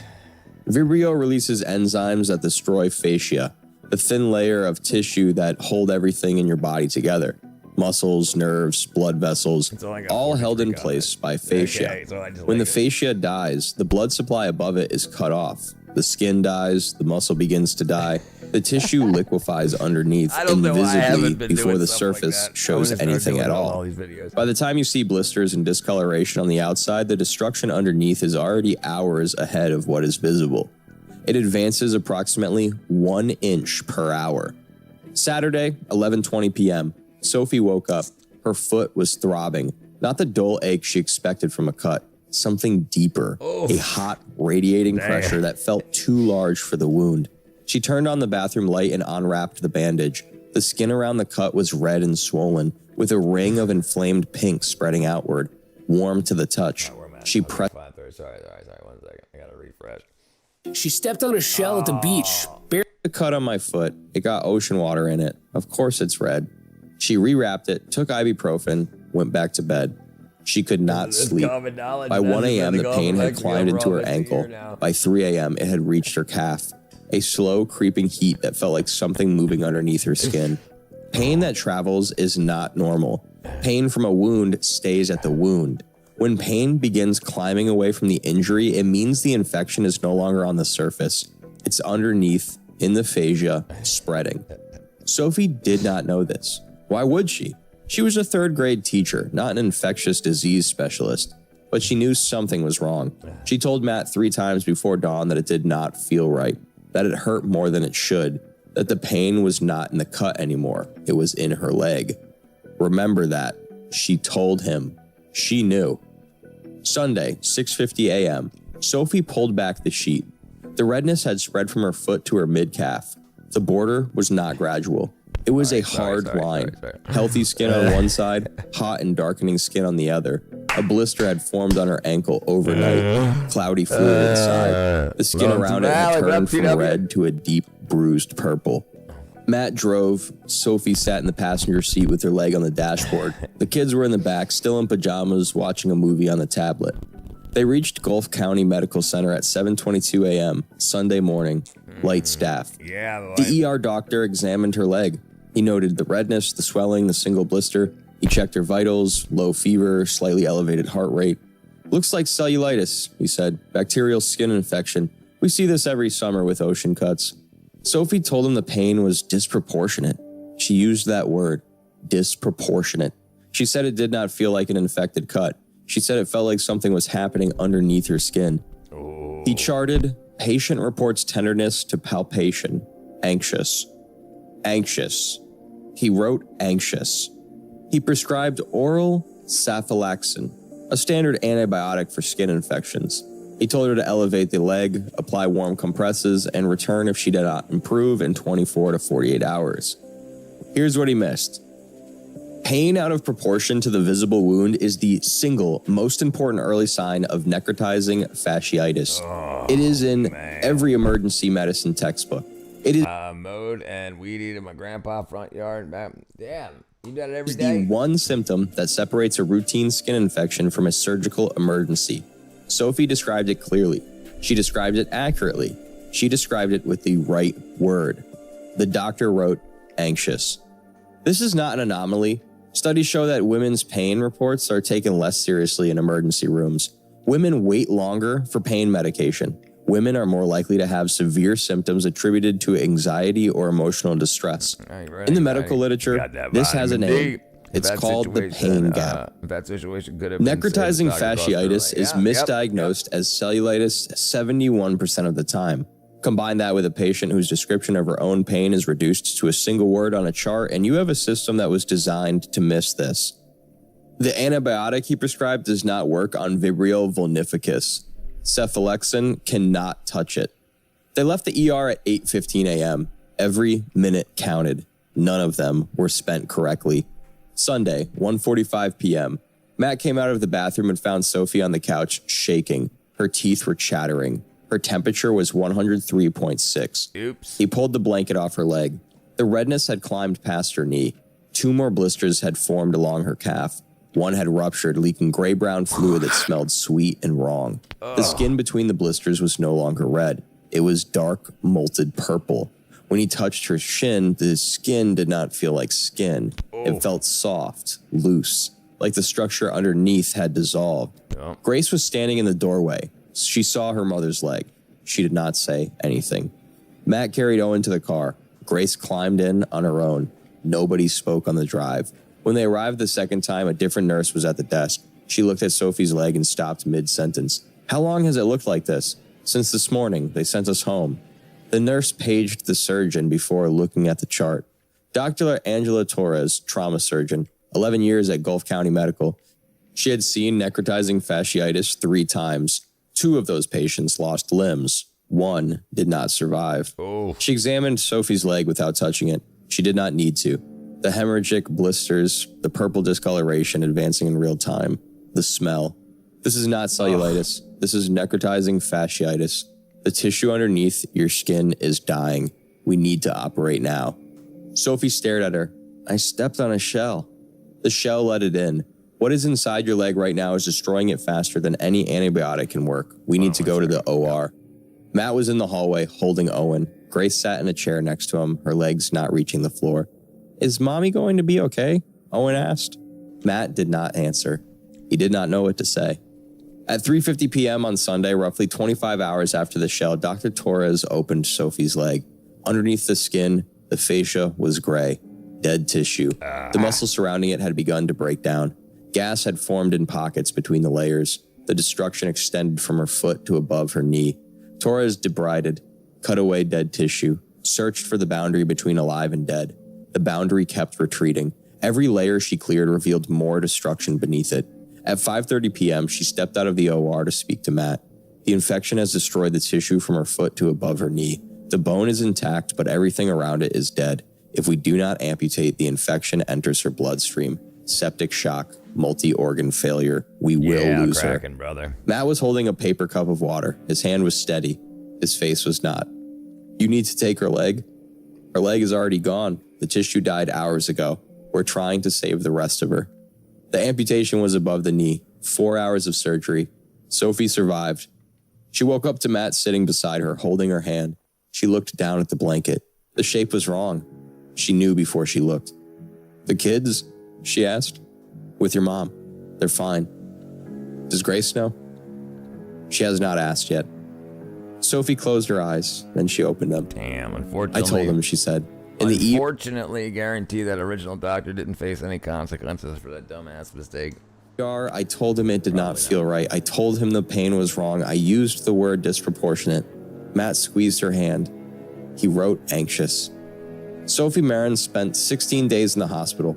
Wound care, IV antibiotics, the beginning of a process that would take a year. Prosthetic fitting, physical therapy, learning to walk again, rebuilding the strength to stand in front of a classroom for 6 hours. Still a bill. She went back to teaching that fall. And still a bill, right? And still a hospital bill. So just by writing anxious, the hospital still made a shit ton of money. She wore a prosthetic leg and stood behind her desk for the first week. She's so thankful to pay that bill because she's alive to see her kids and their legs in a freaking box somewhere. But that's the emotional game. They're so happy that they're alive to see their kids that they're not going to say, they're just going to sign the check. The fact that amputation was above the knee sucks. There's a lot more abilities to prosthetic. You still have the knee. Yeah. I stepped on an oyster shell at a pretty good cut. I'm glad it. Yeah, brother. Yes, brother. Thank your lucky stars. Week because her balance had not fully returned. By October, she was walking the room again. By December, her students had stopped noticing. Owen, who was 4 when it happened, does not remember the before. He's only ever known his mother with one leg. He does not think of it as unusual. He told a friend at school that his mom has a robot leg and his friend thought it was cool and Owen believed him. Grace, who is 7, remembers everything. She remembers standing in the doorway and seeing her mother's leg. She remembers the color. She does not go to the beach anymore. When her class took a field trip to the coast last spring, she stayed on the sand. She told her teacher she did not want to go in the water. Jeez. She did not say why. She did not need to. 1 in 5 people who contract Vibrio vulnificus die. In 2024, Florida reported 83 cases. 19 people died. The fatality rate climbs to 50% if the bacteria enters the bloodstream. Sophie Marin's leg could have been saved.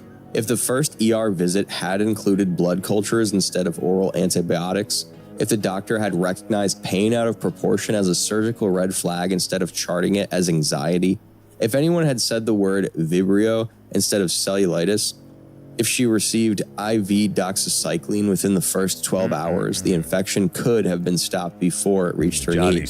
But she was given cephalexin and sent home. And by the time she came back, her leg was already dead. She only got it because she went back to the Gulf waters of the open cut. Right. I mean, most likely, right. Yeah, the open cut too. If I told you if it's God, then it's a virus. It's definitely, it was a bacteria, Tama. If you cut yourself in warm ocean water and the pain gets worse instead of better, go to an emergency room and say these words. I need to rule out Vibrio vulnificus and necrotizing fasciitis. Do not accept a diagnosis of cellulitis without blood work. Do not go home if the pain is disproportionate. It's the same thing with ADHD, depression, anxiety. I need to rule out a vitamin or mineral deficiency before. That's what should be said every single time you go to the doctor for something. I need to rule, especially if you know you're eating like trash. And if they write anxious on your chart when you're describing something that's killing you, say it again, louder. 22 hours, a shell on the beach, a word on a chart. That was the difference between walking out of the hospital and being wheeled out of it. If something about your own body feels wrong, do not wait until morning. This is Diagnosis Glitch. I will see you in the next waiting room. All right, let's see if we got anything new. She stepped on a shell at the... She sure did.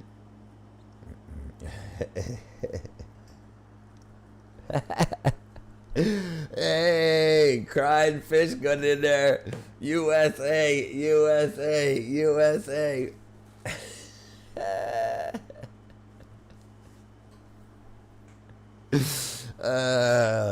Go to the video and comment on it, anybody. In India, healthcare is very affordable.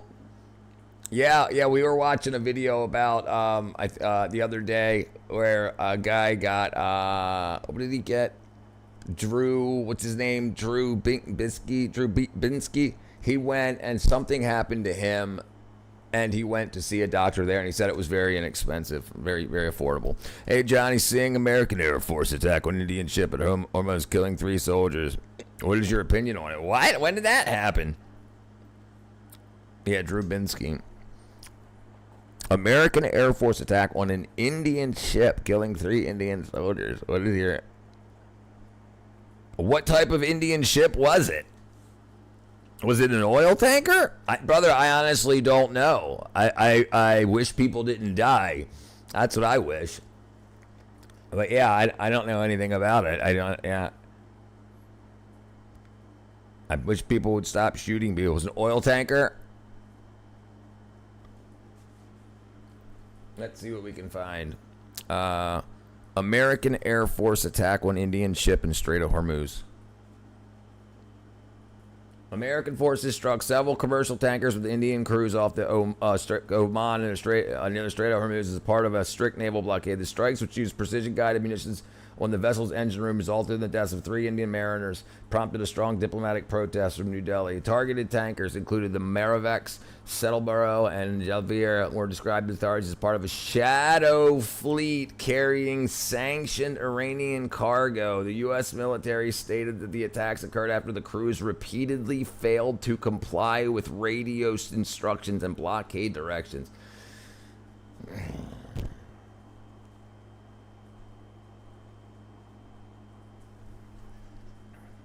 See, what's crazy is the men that died were probably the men in the engine rooms that were hit, right? And so they weren't the ones. They probably didn't even know. It was only the bridge that would know that the Air Force said, stop, turn around, this is illegal, this is wartime, you're carrying a false flag.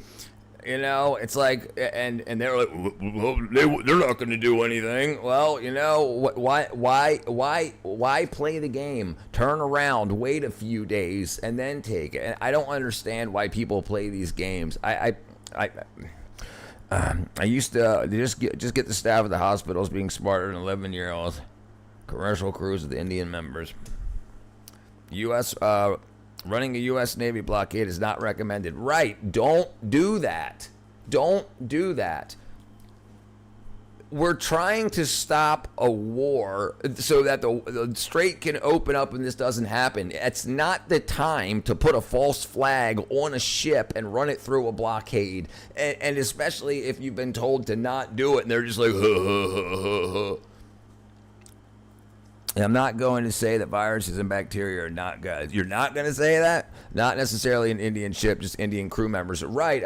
Obviously, it didn't have the correct flag on it. If it was part of the Shadow Fleet, it was probably a Russian oil tanker that had a flag from like an African country.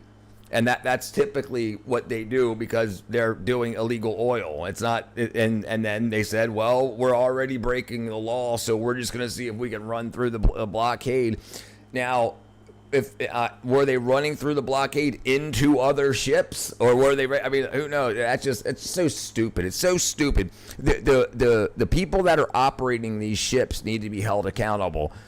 The people who died on those ships, their families should be wealthy now because of what the leaders, the captain of that ship not listening to commands during wartime.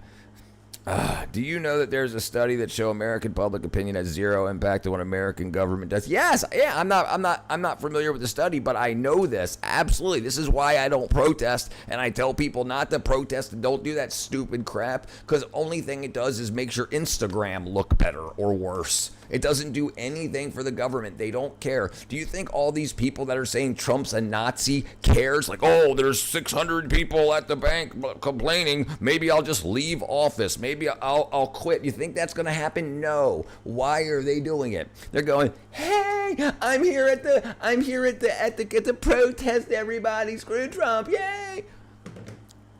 And then there's people getting killed. The only right, it's all right, exactly. It's all lobby money because it's the people in the lobbies that own the companies that employ the people.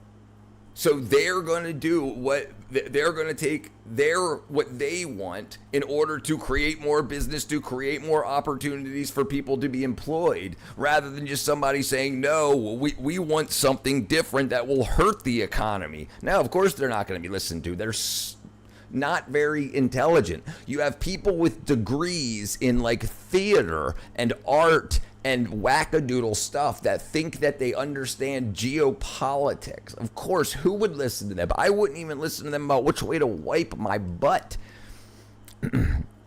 American is an empire masking as democracies. America's not a democracy. That's propaganda. America's not a democracy. America's a constitutional republic. You just hear politicians say they're hurting the democracy. They're hurting in order to get people out in the streets and causing damage that then creates money for repair of that damage and creating people that will then donate. So you have a bunch of people that go out in the streets. The only thing that causes is when you have people in the streets saying they're not happy about something, someone starts a nonprofit. A nonprofit means the company doesn't make money. The people running the company can make a lot of money. And then they start a nonprofit and they start taking donations and they get themselves rich. That's the only thing that does.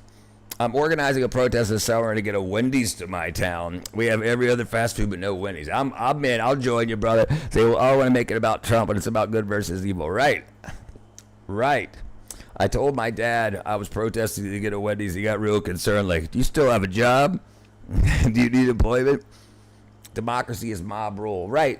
And so, but you hear politicians say, oh, Trump's going to destroy democracy of America. America's not a democracy. So they're just saying stuff and you believe them.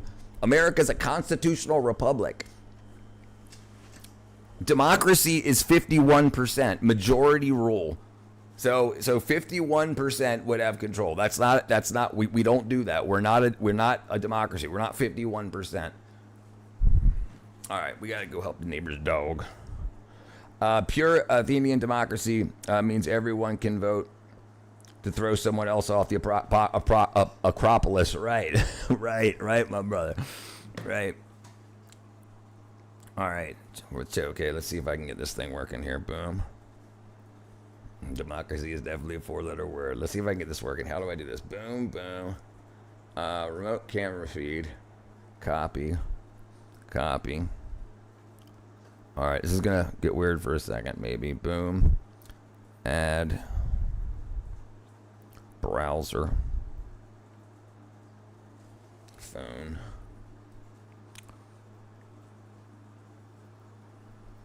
Oops. And then this is, what is this? I don't even know what this is. Okay, we'll do width 1080 by 1920.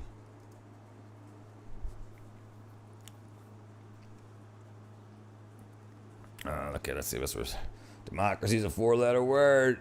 Democracy is a 3-letter word. American is not a constitutional republic. They're an oligarchic empire run by mega corporations, Dems, Republicans, Trump, and Obama. It doesn't matter. They work for the same belief. Maybe. I mean, maybe. But what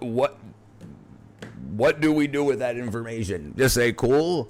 I mean, what do we do with that information? How do you make yourself more successful? How do you make sure your family succeeds? What do you do? What does that information do to help the people, the Americans, be successful with their families, to thrive? right? This is what often happens. It's not the elites that are our problem. It's the people that are trying to kill us in the streets that are our problems, right? We know the rules, and we can play this game too to make ourselves wealthy, healthy, and wise. Easy. You play by the rule. You play the rat game. Well, there you go. You can do that. All right. Let's see. Let me see. I got to go help the neighbor's dog real quick. So I'm gonna switch on the camera, and then we're gonna go over there. Democracy is 9 letters. Did you get that on chat THC? All right, let's see if this works. Boom, boom. Chat THC. Boom, phone.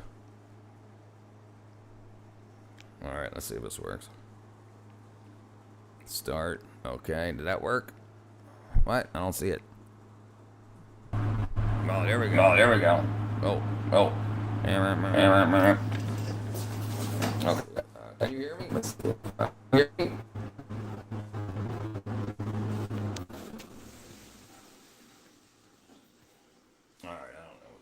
All right, I don't know what's going on. Oh, you probably can't hear me, can you? Oh, yeah, you can hear me. Sorry. You can hear me? Somebody say something. Can you hear me? Can you hear me?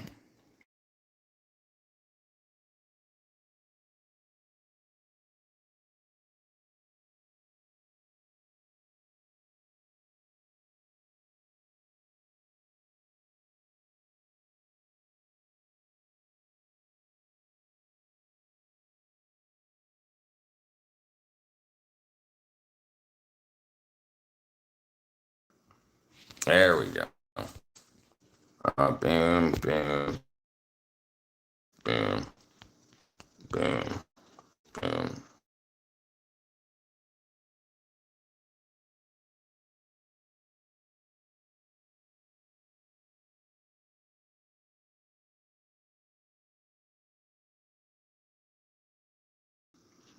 There we go. There we go. Okay, sorry. All right, let's go across the street.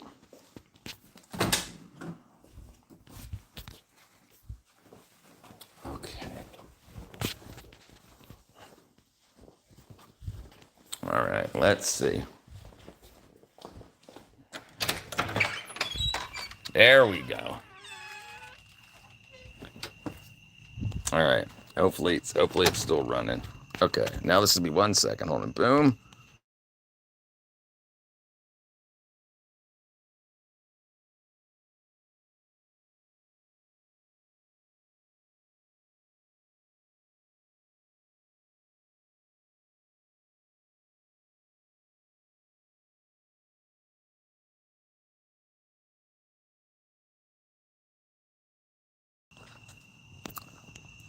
All right. I don't know what's going on. There we go. There we go. There we go. Okay, sorry. All right, let's go across the street.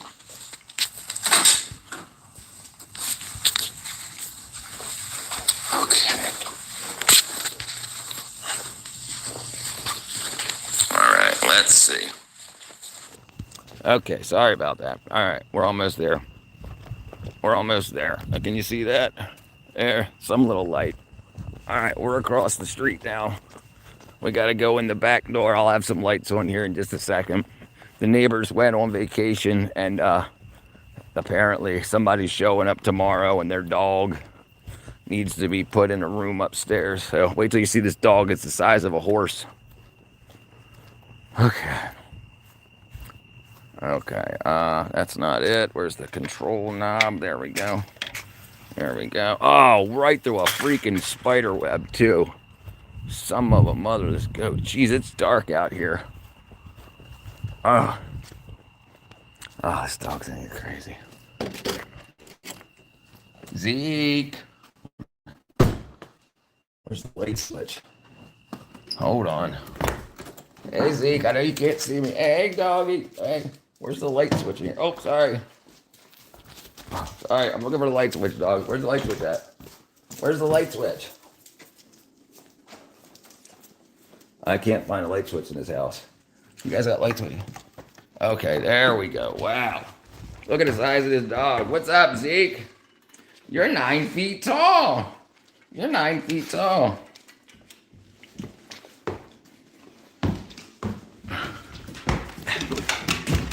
Jeez, horse.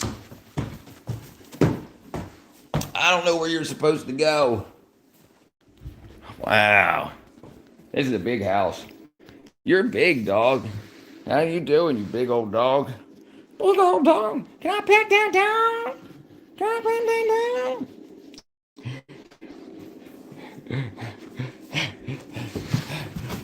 Jeez. Oh, man. Okay. Is that your bed? Is that your bed? Come on. There you go. Get inside, Zeke boy. I don't know how to make you do that. You're bigger than I can handle.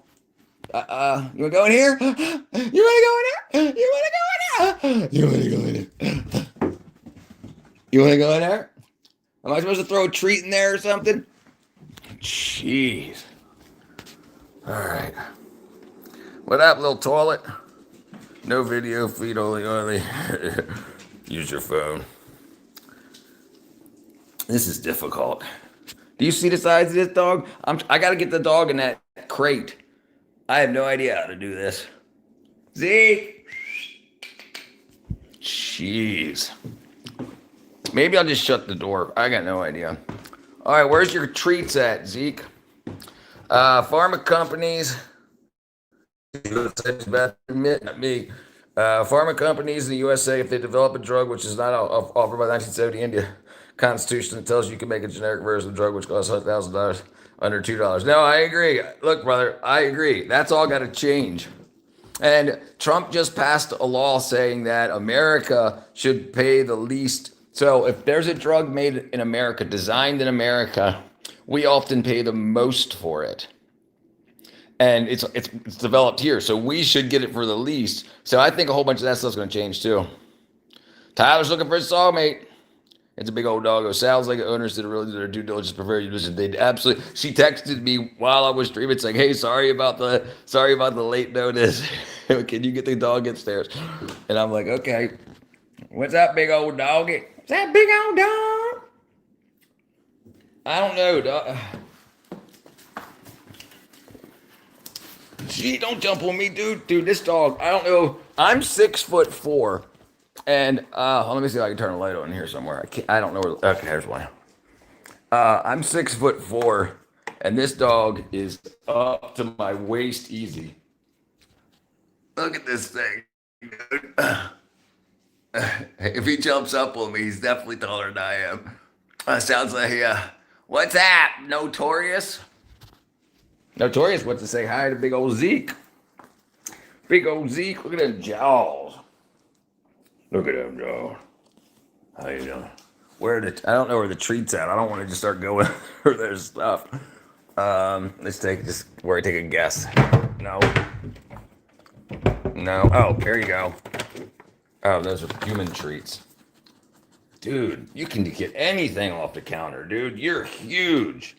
You're huge. This dog's huge.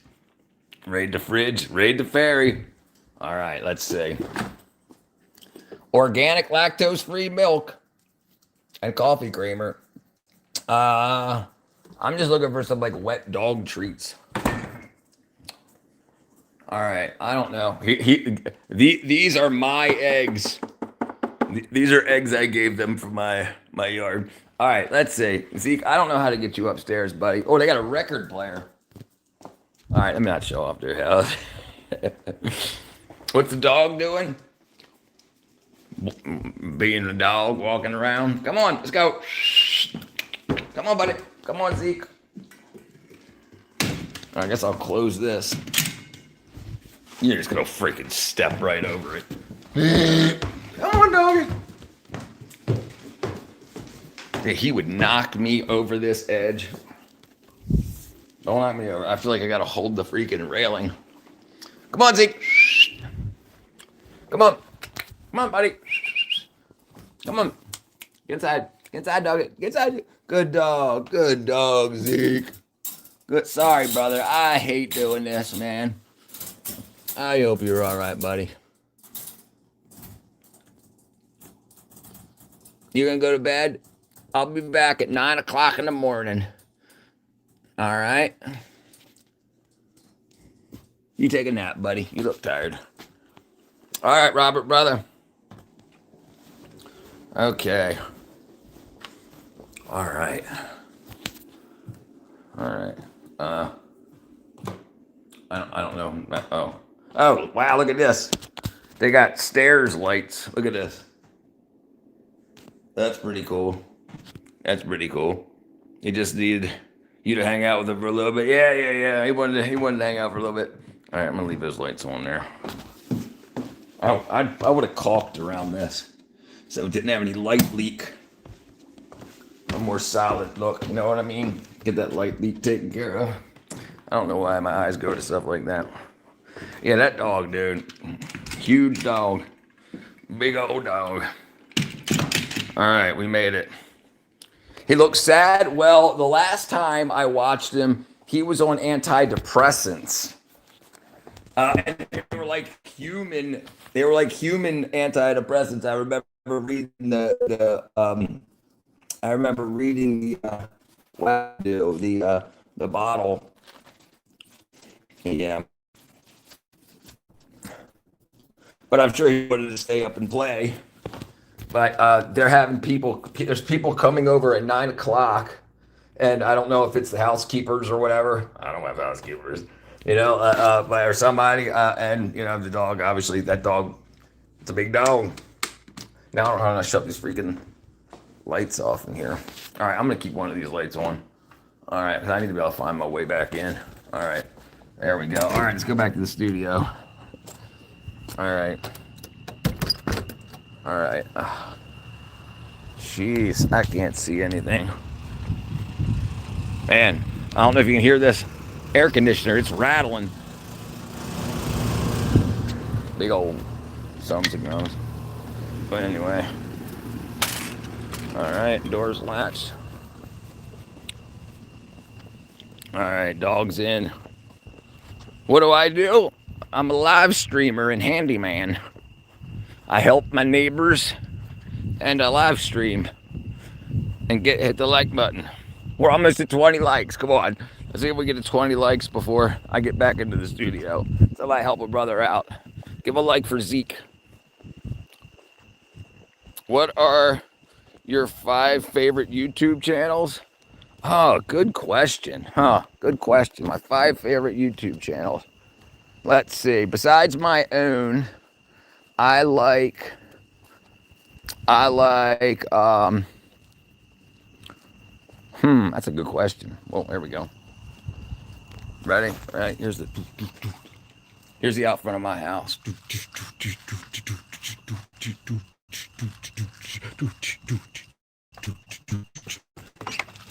Sorry. Oh.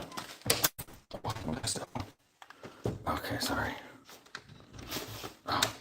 Sorry. Hold on 1 second. 5 favorite YouTube channels. I gotta think about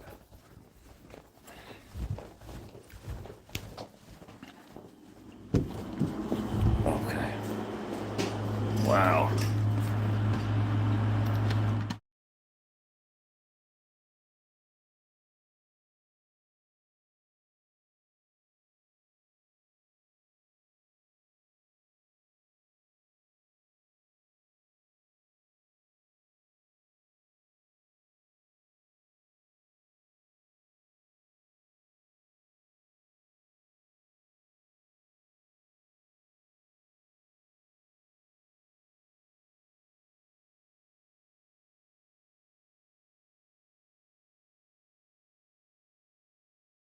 If you want to work at your house and work for yourself, the number one thing to do is get your handyman skills up.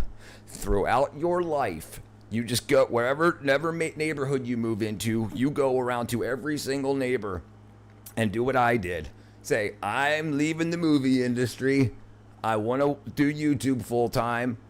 If there's any job you would pay someone else for, picking up dog poop, running electrical wires, building the freaking dog house, washing cars, anything, painting, anything that you would pay someone else for, let me give you a quote first.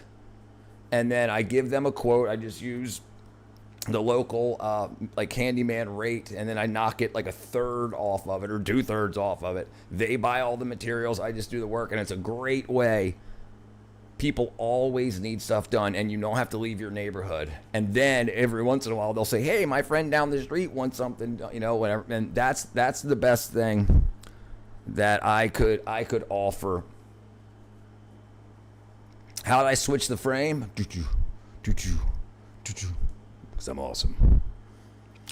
So OBS is the software I use. It's a free software called OBS. Okay, you can download it for laptop. I also had what's called I used a browser extension to use my phone as one of the cameras that hooks up to OBS, so I can switch to my phone camera to walk around the studio. This is my studio cam, and then this is my face cam.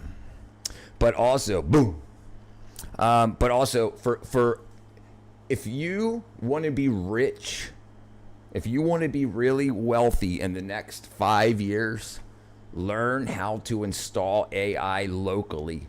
When the rug pull happens on all these AI companies and they jack the prices up like 100 times, a lot of companies are going to either go out of business because they already laid off too many people and swapped to AI. So instead of them using like ChatGPT or Claude or whatever, they can have a local AI and they own it and you can get them, download them for free. So learn how, and then offer that up, make that offer, make yourself a website, offer it. If you want to switch, and then if it's another state, they can fly you out, save you up, and charge exorbitant amounts of money, $200,000 for a month to get them off of ChatGPT and onto a local AI. That would be something that would be really good. That's pretty slick. You into stocks or crypto, anything you bet? Man, I'm not a betting man. I am into stocks, and I have a very little bit of crypto. But silver is where my money's at. But I'm poor. I'm broke. Everything that's in investments, I don't touch. So the money that I make off of YouTube sustains me. Anything that it doesn't sustain me, helping my neighbors. Like my neighbor's toilet flooded, ruined the floor, ripped up the floor. I'm going to be doing flooring and some painting and hanging some shelves for a couple $100, and here and there.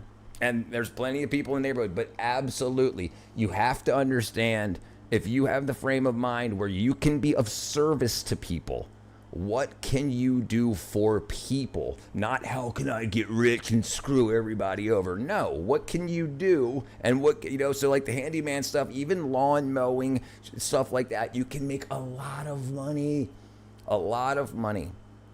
And like, dude, if you could imagine mowing each neighbor's lawn for $100 and you have 30 neighbors every 2 weeks, you're getting $3,000.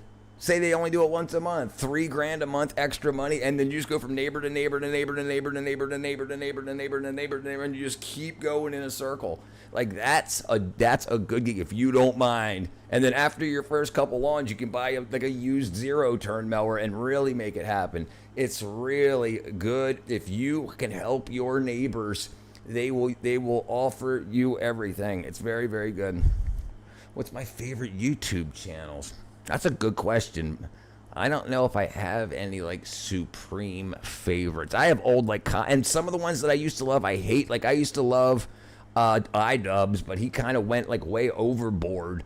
And then when he became like super like bossy and like wackadoodle, AI weaker than a few months ago, paywalled. Right.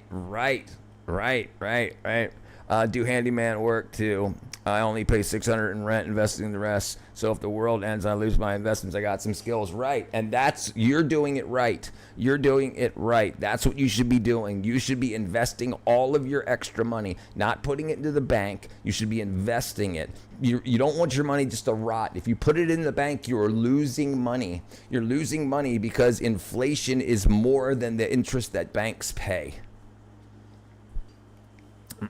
Been cutting for 20 years on this side. Definitely not a bad gig. Landscape makes hella bank though. Right. And if you live in America, whether you're a Democrat or Republican, they're getting rid of a lot of illegal aliens. So there's going to be a lot more openings for a lot more people to pick up those gigs. So like when that happens, you can slide in. There's going to be a lot of availability for a lot of those types of jobs. Don't think you're too good for it. No, do it. Clean dog poop. Do whatever. People don't want to work. Rich people, middle class, upper middle class people don't want to do that work. And a lot of them don't know how. Like, that's a really good way to make money. And like I said, and it's always because the grass is always growing. So if you can get, 30 people a month, which is one a day, for $100, you got one to do a day for 30 days for a month. You're making $3,000 a month. That's really good money to work one day, to work one job a day, one quick job a day. There's a new room called Backrooms, Best Horror Experience. My cousin saw that. She said it was really good. She said it was really good. I'm going to have to do something, figure something out. But so other than that, the side gigs are whatever. Like, if you have skills, and look, one thing I'm going to say also, make sure you don't have any vitamin and mineral deficiencies. If you feel like I'm too exhausted, I can't do that work, make sure you have your B12 checked or start taking B12. Make sure you have your D3 checked or start taking D3, B6, stuff like that. Make sure, because that's a big problem for a lot of people. I have so much energy at 49 years old. I'm not like, oh, I'm freaking ready to retire. I feel like, let's do it. Let's take over the world. And it's been a big shift in me. And it's great. Okay, let me see what you got here, Monk, brother. But you have to make sure home base is good. You have to make sure you put on your oxygen mask before helping the other people. So, like, don't donate your money to help people that you don't know in other countries and stuff like that, because most of that stuff scams. Keep your money in investments. Get yourself first. Make millions of dollars. Then any extra money you have, help people directly. What am I looking at here? Boom.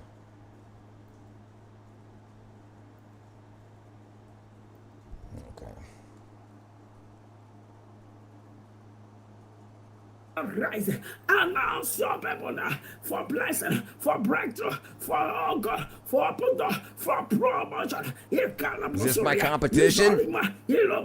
Promote your people. Let your be Sunday promotion. Sunday promotion. Isabalosiaka. Iso Ika. Let your be Sunday promotion. Let Frasoko. Isolima.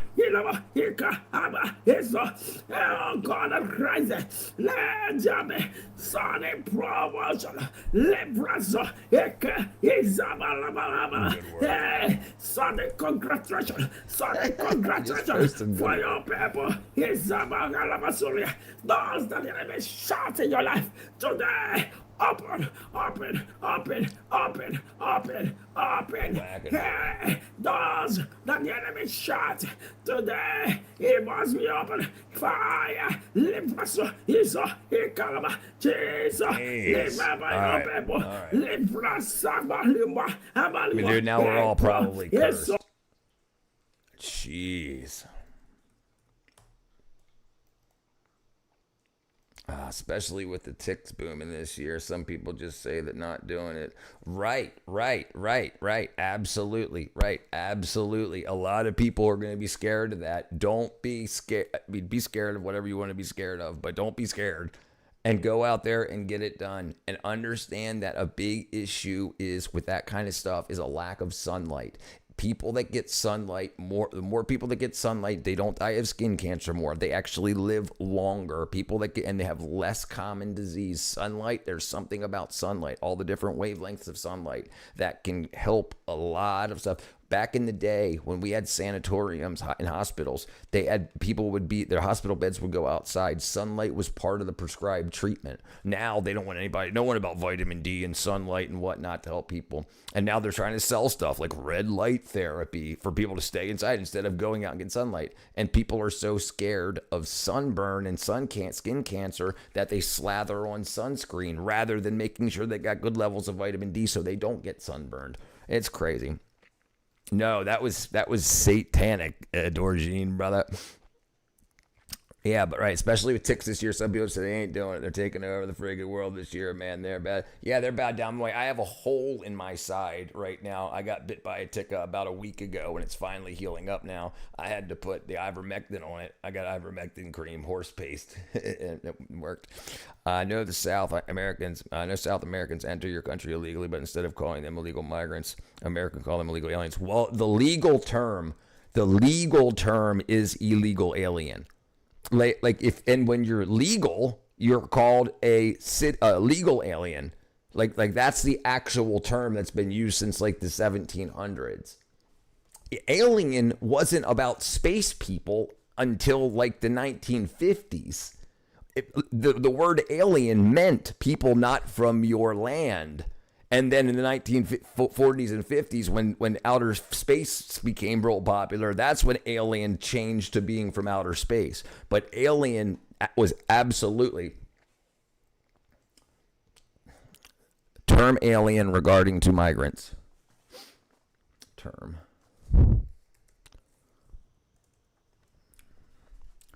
The U.S. law, the term alien designates a person who is not in the U.S. citizen or national. While this historically embedded in federal statutes like the Immigration and Nationality Act, it's increasingly viewed as outdated and carries a negative connotation. So the people that want there to be no such thing as an illegal, they say, no, you can't call them aliens. That's like the new N-word. But no, it's always been that way for 250 years. Yeah, 1790, the Naturalization Act of 1790. The term derives from the Latin alienus, meaning belonging to another or foreign. It has been used in American law since 1790.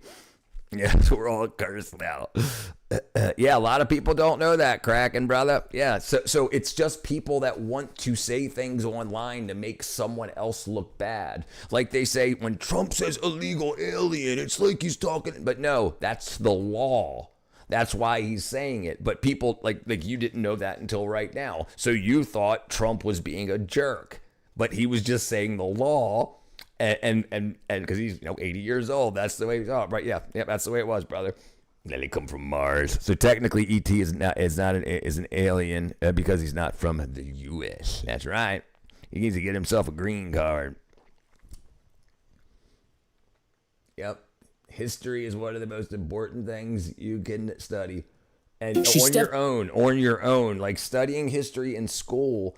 Like they only want you to know what they want you to know, and then it's the most important things you'll ever learn is outside of school, when you teach yourself.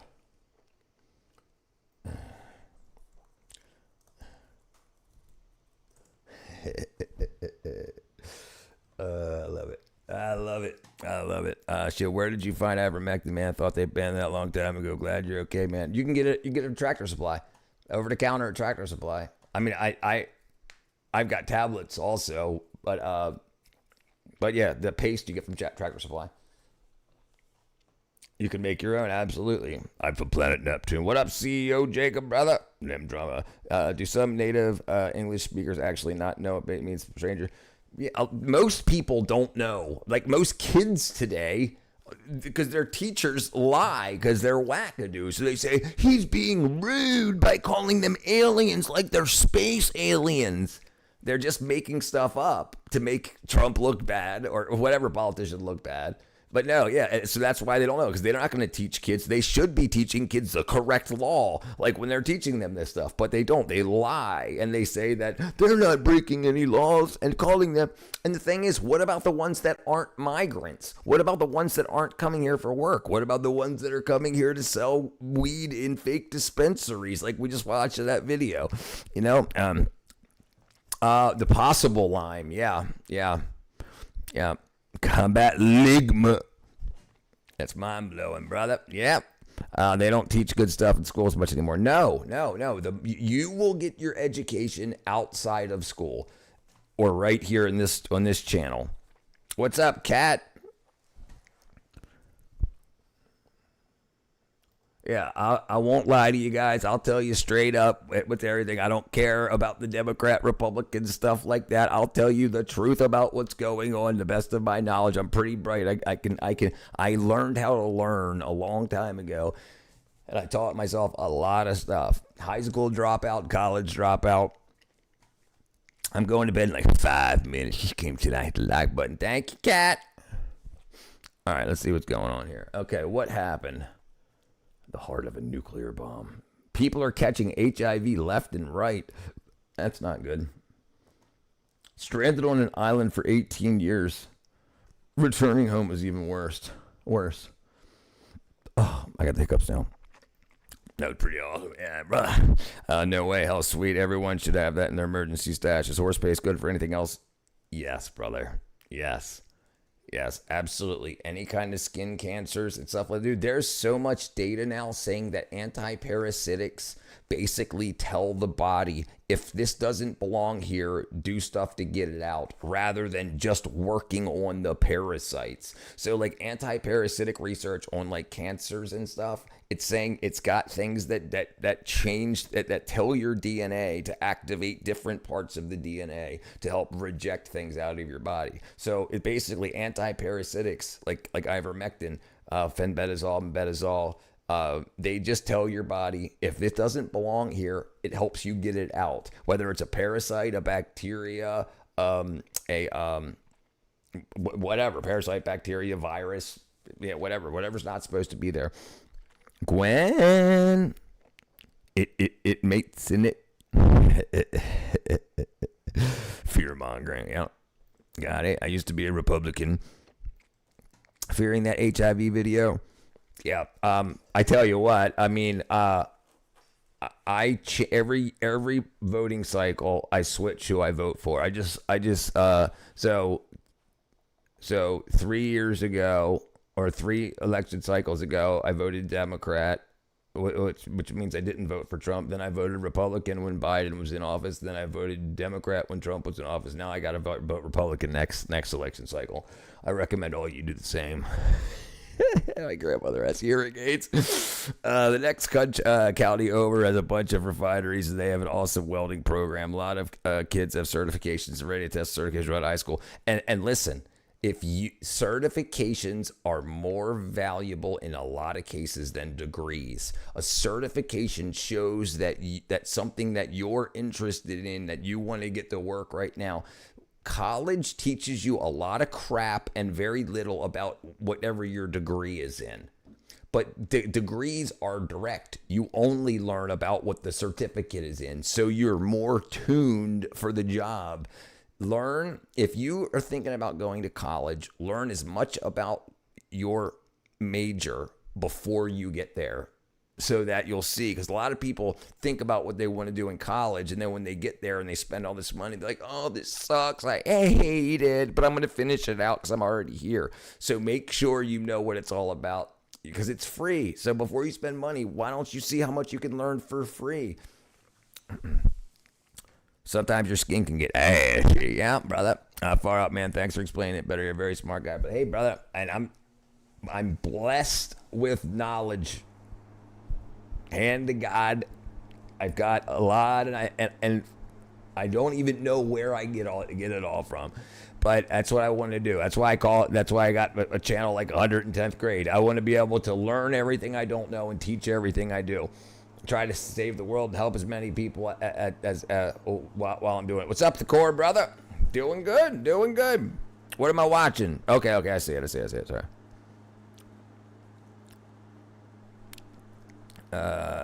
You don't have to go to the college to be successful. No, you do not. You absolutely do not. I would say in most cases, you will be more successful by not going. If you can go for free on a scholarship, sure, absolutely do it. But why would you want to go to college for 4 years or more, then start working and be in debt like $100,000? So that means the people that get out of high school and start working have no debt and they're just making money. Even if it's less than what you're making when you get out of college, you still got $100,000 to pay back. And more than that, because it means interest on it. So then they're not going to catch up to you for like another 8 years, or if they ever do. So because you could invest a lot of that money, and then and instead of paying interest, you're gaining interest. I think it's dumb. And that's what 110th grade mean, brother. That's right. Here to save the world. You're welcome. Thank you. Hey, no problem, brother. I'm here to help, brother. Here to help. All right, let's watch what Thickor's got. See what Thickor, brother. Bam. What in the world was that? So there's definitely a few things I do want to talk about today, but first, let's go ahead and talk. Or trade schools are great because you know what job you're getting is like a hygienist. Right. Absolutely. And you can start right away. The reason lots of hygienists and lab assistants, technicians make so much money is because they start making money as soon as they're done getting out of trade school. They don't have to go to more years of college and then pay back $200,000 in debt. You start making money right away. And then as you get up the 4 years in, now you're an advanced assistant or whatever, or a manager of whatever, and you're making freaking $180,000 a year. And you don't have the debt. So it's like you're making a hell of a lot more. Come on, guys, to study for college in India. Europe's fees are low. Yeah, that's good, right? No, if you could do that. But there's so many things. Like, look, being an electrician, especially with all this AI data center stuff, I know electricians making $230,000 a year. Electricians, and they're journeymen. They don't have they're apprentices. They don't have like the full freaking master. I got a GED. Me too. No college, was making $150,000 a year till oil crashed. I had a heart attack in 2014. Damn, brother. Yeah, you don't need it. Use it. Use YouTube as your education. All right, let's see what's going on here. Disturbing. This is what they tried showing us. Talk about Steven Spielberg's latest movie, Disclosure Day, which I do believe came out about 4 days ago on the 12th. Now, just to be clear, I have not seen this movie yet, and I'm pretty late to the party when it comes talking about it. And anybody so far that I see talking about it says that the movie is kind of blah until the very, very end where something interesting happens. So I was like, screw it. I went to my search engine, typed in the ending of Disclosure Day just to watch the most interesting part, and as I did, something instantaneously stood out to me. So at this point, I'm going to go ahead and spoil parts of the ending. If you don't want to see it and you don't want to be spoiled, please skip to 1 minute and 53 seconds into this video. So we can see this quote-unquote alien being wheeled out to these 3 bumbleclots right here, but take a look at this.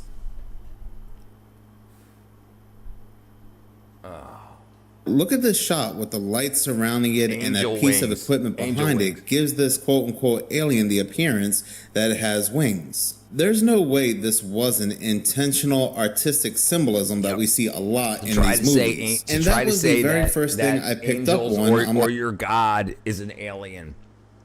He's really going too far with this. Like, whoa, they're showing us an angel. But since this is Hollywood, I'm sure these angels this is what they're trying to say. Variety. A couple Hollywood's other things evil, too, though, the aliens brother. in this movie are not described as invaders, but as messengers. The word angel comes from an ancient Greek word, which literally translates to the word messenger, because that's what they were. They were they're trying to messengers say. of God. He's trying to say but the angels in the Bible, the biblically accurate ones, were known to be terrifying in their appearance. So to not terrify and cause people to panic, they would take a more human-like appearance. While the quote-unquote... So sending my buddy pictures of my street tacos 1 minute in the helicopter on the way to emergency. Damn, dude. Damn. Aliens in this movie, in order to do the same thing when it comes to approaching children, they would take on the appearance of animals. This is why we see this deer right here. so they don't terrify the children that they approach to give these messages to. Maybe one day I'll go back to the movie, watch it, and do a big breakdown like I did Leave the World Behind. From what I understood anyway, they treat these aliens and the entire premise of the movie more mainstream. These aliens came here from a crashed spaceship, and the whole thing started with Roswell. And if these things were fallen angels, then why do they need a spaceship? Why do they need a UFO to ride around? If they were fallen angels, you don't need a spaceship. You've got the Holy Spirit. Hello, Johnny. Double voice coming. But it's like, why does my laptop need an external mouse connected to it when it already has a mouse pre-built in it? I can't explain it, I just do it. But when it comes to these UFOs, we really don't know what they are at the end of the day. Dude, my obstetrician, the person that delivered me from my mother, his name was Spengler, Dr. Spengler, like the Ghostbusters doctor, Dr. Spengler. One of the biblically accurate when angels. I saw my birth certificate, one of the first times I saw my birth certificate, like when I was going to get my driver's license or whatever, I was like, Spengler! Ghostbusters. He slimed me. As a throne looks like an orb, but it's oh so telling what they're trying to tell us with this shot right here. But moving on, as most of us already know by now, over in California yesterday, a B-52 with 8 people on board had crashed, supposedly. Some people even suggest this plane may have been hit by a DEW, a direct energy weapon. Who really knows? I mean, there's absolutely nothing left of this plane. But yesterday, during Fox News live broadcast of this crash, where they were looking over the area, they happened to capture this.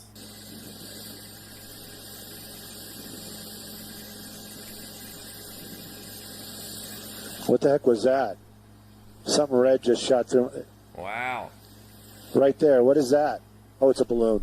It's a star. That's a balloon? The aliens put on a, they switched it. It's a red star balloon.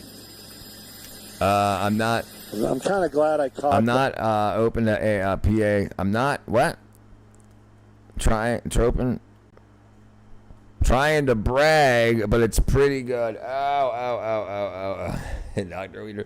Hey, read the Bible or Holy Quran? You explain this a better way. Yes, I've read both. Aleister Crowley, little demon buddy, looks like a gray. Yep. Did you work in the oil and gas industry?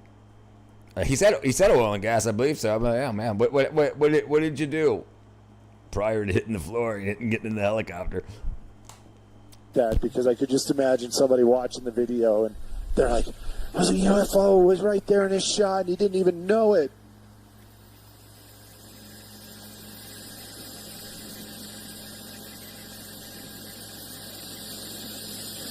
So yeah, he just happened to capture what he believes anyway to be a balloon, a red star balloon, one that looks like it's moving extremely fast, but people are saying that it's actually not moving extremely fast. What we're actually looking at is something known as the parallax effect. And maybe, I don't know. The helicopter's moving one way and the balloon's moving the other way. So it does look like the helicopter's moving this way, the balloon's moving this way. It's kind of interesting that this red balloon had appeared directly after this horrific B-52 crash, because if you go back to the 2026 Economist magazine cover, we can see a number of these red balloons. They show us a man here kicking the earth, which represents a soccer ball, which this also represents the World Cup. But if you take a look at the earth, there's a lot of chaos, a lot of chaotic events. The earth is on fire. You can see one right here next to two men fighting, which might represent the UFC event at the White House, where it's now coming out that they're telling us that some kind of big attack there was foiled. You can see one right here next to the crashing economy and pennies that have now been taken out of circulation. But ominously enough, you can see 5 of these red balloons surrounding the United States 250th anniversary birthday cake. But what's heading to that cake? A missile being fired by a cargo ship. The red balloons have been used in a lot of media, from music to maybe this is why the Indian, the ship with the Indians in it got attacked. Maybe they had missiles inside of their fake oil. So aliens are really smart, can travel galaxies, but crash when flying to Earth. Right. And then they need our help. Right. TV shows to movies to symbolize impending danger and doom. And the thing is people think so highly of themselves. They're so egotistical They think, well, of course aliens would want to come here. We're so freaking awesome. Yes, but then if there's aliens, that means there's more people than just us and those aliens, which means there's going to be people that are more awesome than us. So why visit us? Right, because we're the only ones. This red balloon seen flying at this B-52 crash site, some type of message or a symbol. Exactly like what we see on the Economist magazine cover. Yeah, they may be different shapes, but at the end of the day, they're still red balloons. The star is a major symbol of the United States, a red balloon star. This next video is wild. It comes from the paranormal chick, but both my wife and I heard and felt this on June 13th, and we were like, what in the world is that? We're used to rolling thunder, we're used to sonic booms here in Florida, but whatever this was, I've never experienced before.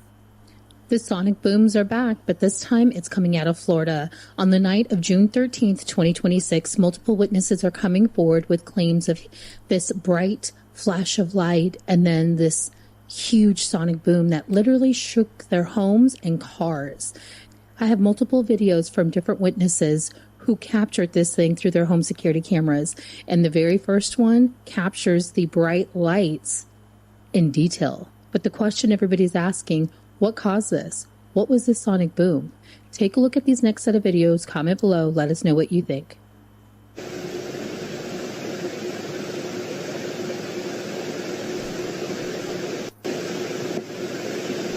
Lightning?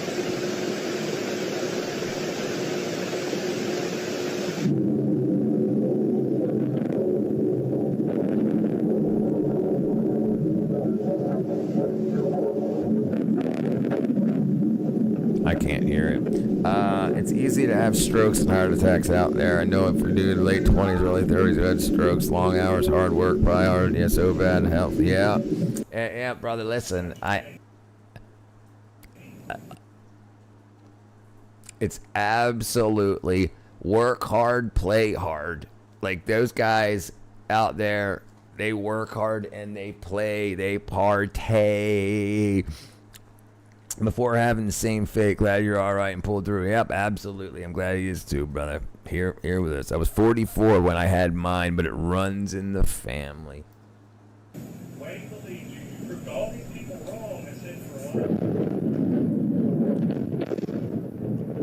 Are they showing us lightning? I'm kind of confused. No, I don't believe aliens are real.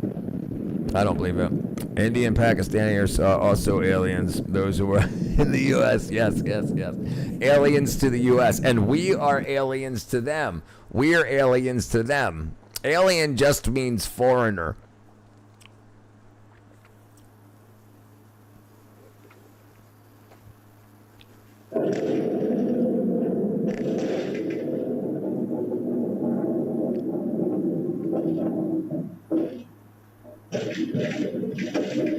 The videos don't do it any justice. It was like a train crash to the house or a plane crash nearby somewhere. This one person replying to this news article here said, I'm going to say it was a meteor exploding. Roswell is next to military air base. I live next to Pine Bush, the Roswell of the Northeast. It's also adjacent to a military base. I think you absolutely. Listen, absolutely. It's absolutely them making wackadoodle aircraft and weapons and stuff. And then some stuff goes out of control. Extraterrestrial equals extra land. Extraterrestrial means the aliens, you mean. All right, let's see. Hold on. Let's see what this says. Boom, boom. Diesel.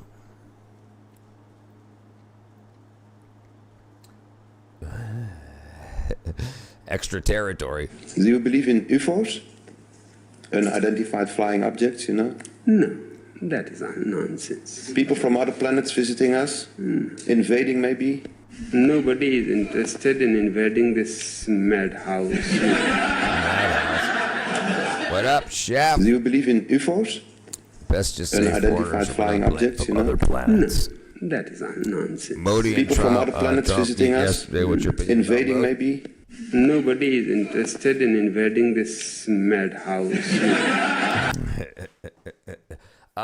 Hey, I hope peace is found. I hope the Indians start getting more support for the main health issues that's going on. I hope that more sanitation and technology is sent to help the people with the hookworm and the parasitic issues.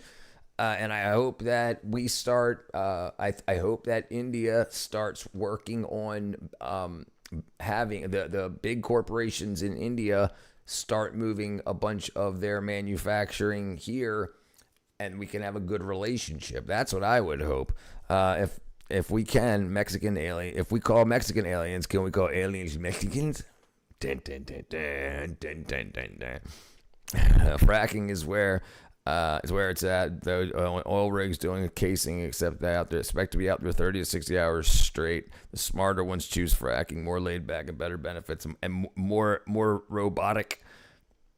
Modi is selling the country to Adani private corporate. Yeah. Well, that's what it looks like, right? So how do you help the people? Understand, the government is wackadoodle. What the people need to do, people in America, people in India, people in Bangladesh, whatever, what they need to do, we have access to the internet. We have access to the information.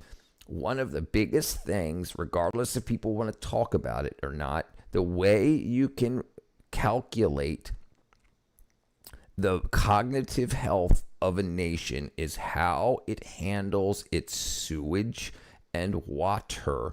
You've got to listen. Southern Americans were called, the term dim-witted was used in the 1800s to say, why did Southern Americans, people in the South of America, not South America, but the Southern states of America, why did they have cognitive deficiencies? Why did they have issues and health issues they had? Well, they found out that they weren't digging their latrines deep enough. So that if you just dug a little ditch and then put your outhouse over there to poop into a ditch, the hookworm could enter the feet or splash back or crawl around on the toilet seat and whatnot. You had to dig a very deep pit so that didn't happen. And then when in the late 1800s, when that changed, the whole shift of the South changed, and over the next 50 years, it caught up to the North. And now the children of the South of America, southern states of America, are on par or testing higher than the northern states. And Mexicans studied in Area 51. What's up, Mr. Palad? Exactly. I feel modern education is not enough. It's best to give education cheap. Internet is win-win. Right. And the only thing we should be doing for kids in like elementary school, junior high, and high school is teaching them skills, teaching them how to learn, not what to learn. You teach them how to learn, and you teach them skills. You teach them to work with their hands. You work on hand-eye coordination. You work on actual tools, multimeters, oscilloscopes, screen printing. But the problem is when after like the 90s, 94, 95, when most of all the manufacturing left America, they changed the education system because they didn't need to create people that could work with their hands. They needed to create people that could use Microsoft Office and learn how to vote Democrat. I'm more concerned about the water resources that would be put on stake once we got a huge data center. Yeah, well, that's probably going to be pretty bad, too. The Indian economy is collapsing. Pakistan is a territory of the USA, working in the order of the U.S. It seems like it's heading that way, doesn't it? You're a dimwit when you don't bury your crap right. That's right, Aaron, brother. What's up, HJ? Ain't seen you in a while. Didn't have internet, brother. I would suffer. The video has a mention of water being released back to nature, a whole contaminated heavy metal. I've never heard or felt that in Florida before. And they changed that. They changed from from teaching kids to learn phonetically to teaching them what they think the word means rather than how to sound it out. And that like all went wackadoodle too. Thunder. What's even more interesting is that there's a website called volcanodiscovery.com that people can submit earthquake reports to. At the time this loud boom was heard and felt at 11:45 p.m. I probably will. Yeah, I think they'll be. Now, I mean, do you mean something negative or something positive? I mean, definitely something positive will happen, but I mean, I think they're like what came out yesterday about what people were planning to do with the drones and everything for the 250th anniversary party. that was at the White House. Like, they wanted to like fly drones into it and kill a bunch of people, and then as a bunch of people ran scared to funnel the running people into a sniper's nest or into set up a bunch of snipers to start picking off a bunch of people. Like, that was just like 20 some people that were just arrested trying to do that. They were in California and they flew to Virginia to set everything up, but luckily one of the guys apparently told somebody, like, you know, telling a girl, hey, I'm so freaking cool, you know, we're gonna do all this, get rid of the government. And then, you know, she snitched. Got to the underground fire bunker, man. Like Fallout, right? There are 2 ways to live life. There are 2 ways. Don't students and both, and how? What? So we have access to information like never before. We need to teach children how to use reference books. We need to teach children how to learn, how to break down a problem. You have a problem you want to solve, how to solve it, how to, like, big problems, little problems. We need to teach them home economics, how to balance your checkbooks, and things like that. We need to teach them skills and need to teach them where, not just where to get skills, but how to learn, like how we as humans absorb information. And we also need to change how we teach health to kids. We need to change the topics from sex all the time into health, and make sure that kids take their health. Don't always think go to the doctor. Start talking more about proper food and what bad food can do. Hey Johnny, show your WhatsApp. I don't got no WhatsApp. Like there's walking on any skills, pattern, deduction of any information, memorization is part of the learning, why, and then reasoning. Either thinking yourself, the doers, or just letting the life flow in accord with other scriptures is God's will. Theater. One has liberty, be peace all the time. I'm at peace. Shaking so much that multiple people, only about 8 minutes after, submitted reports to this website that a possible earthquake had occurred. In total, they received 98 reports, and out of these, 92 people indicated they felt this earthquake. The quake was reported to have been felt. Like, if a bunch of people were planning to do this at just the fight, right, at the White House fight the other day, then other people are most likely planning something big on the 4th of July. And hopefully they get caught. Felt up to approximately 25 to 93 miles in distance. The majority of these reports came from Orlando, a city with more than 3,300,000 residents in Florida. So far, the website is still saying that this earthquake was uncertain or unconfirmed, but they are saying that if it did indeed happen, that it's possible it was a 3.0 magnitude earthquake. So again, what happened in Florida on the 13th? You would think a lot of these people that live in the lightning... For families, but that absolutely. The reason so many kids are confused about what's going on in their bodies, a lot of times, and how to treat other people, how men should treat women and women should treat men. They don't see fathers treating their mothers and mothers treating their fathers properly. They just see a lot of times single mothers. 70% of the black community, the kids are born to a single parent. And so they see a mom going through multiple men or a dad going through multiple women, and they think that that's normal. And then when if you don't know who your dad is, you know, like, that shit hurts deep. And then you go to a gang as the family, you know, and that shit's, it's horrible. Telegram is banned temporarily in India in lieu of a nationwide exam, but it exists on the VPN. Policymakers are lunatics. Agreed. Thunder capital of the United States would be used to this type of noise or this type of event, but they're like, we have never heard or seen anything like this before. We're not teaching kids to have confidence either. We're teaching kids to go off of emotional whims. I don't think that this LGBTQ stuff would have taken hold as much in the children's minds had they had more confidence in being able to speak up and whatnot. Like this whole not being able to call out bad behavior of marginalized groups is done. It's over. You know, like you weren't allowed to call out trans people that were acting horribly because you were just called transphobic, and then you'd get canceled and whatnot. And then you had a bunch of people representing that community that were absolute crap holes. You know, so it's like you got to be able to you got to be able to call that stuff out. And kids can't be afraid, and they can't be afraid that they're white and that they were once possibly slave holders and blah, blah, blah. All that shit, they're just destroying these kids. And then they tell black kids that they can't win, the government's against them, and it's built for hundreds to 250 years ago to oppress black people. So then when black people come up, the black kids, they've got low self-esteem and low self-confidence that anything will ever be able to get done in their lifetime because the man won't let it happen. So that's got to be stopped. And then on the other side, the white kids,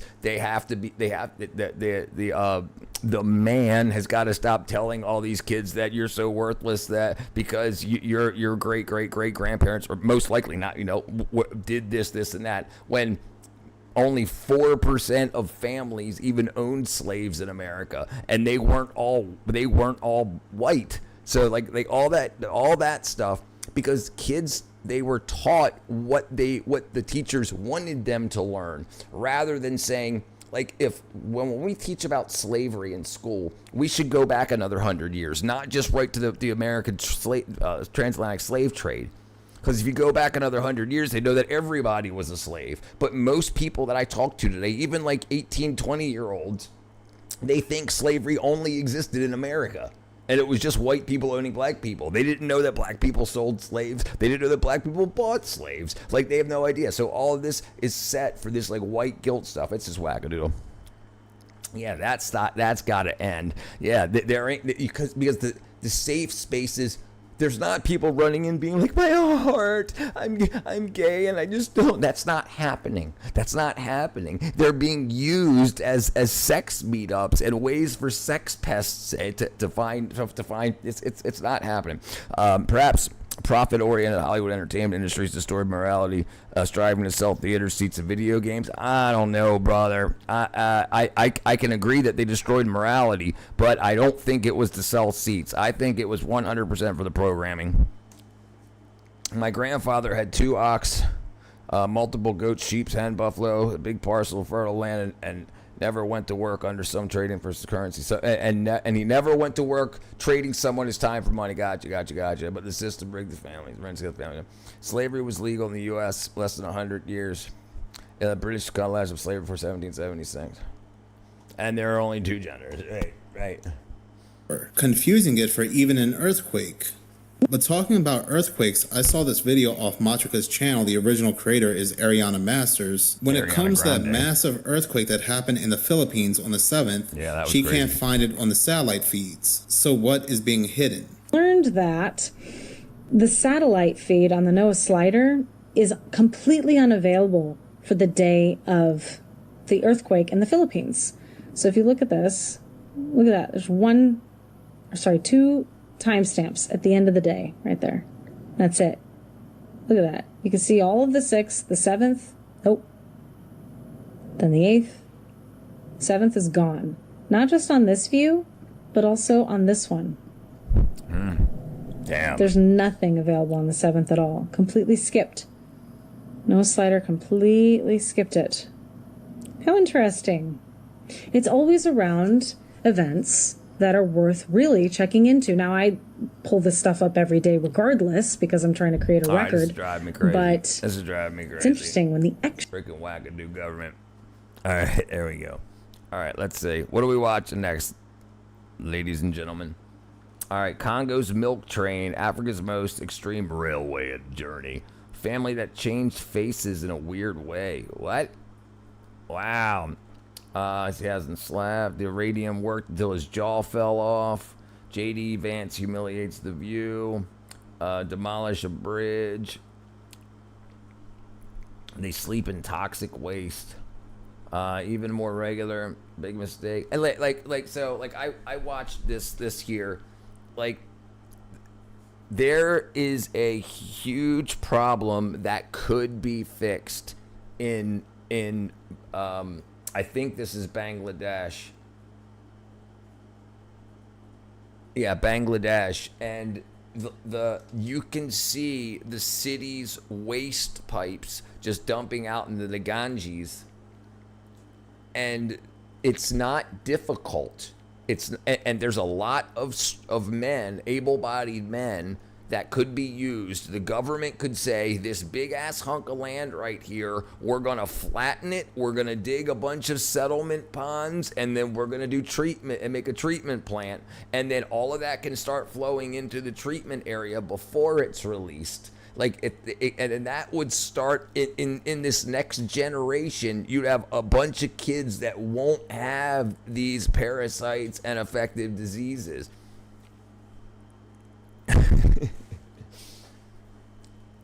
But they've got the labor, they've got the know-how. They make, like India and Bangladesh, don't they make like the world's bricks?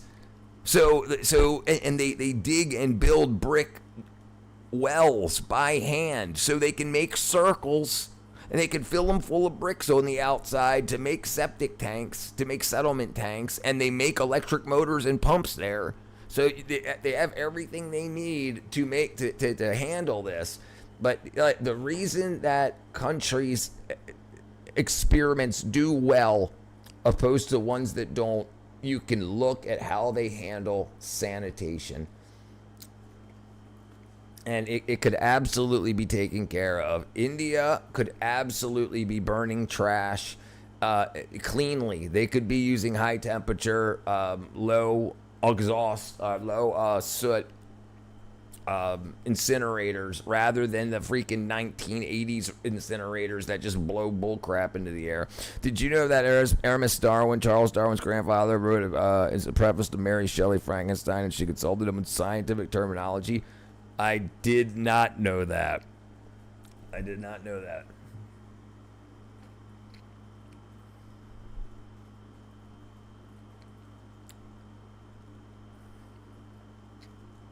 Inside the island where the dead return to dance.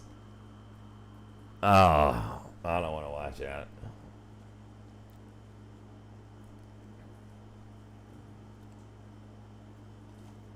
Man, it's reflected like glass.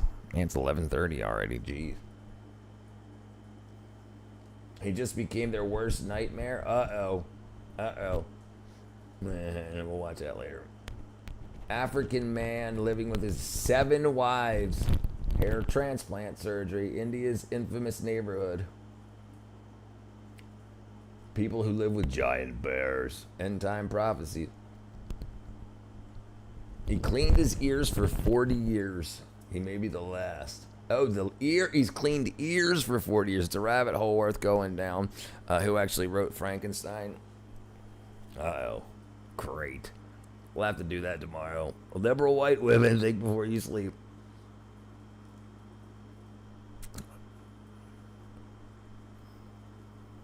Cooking garbage to survive in Manila.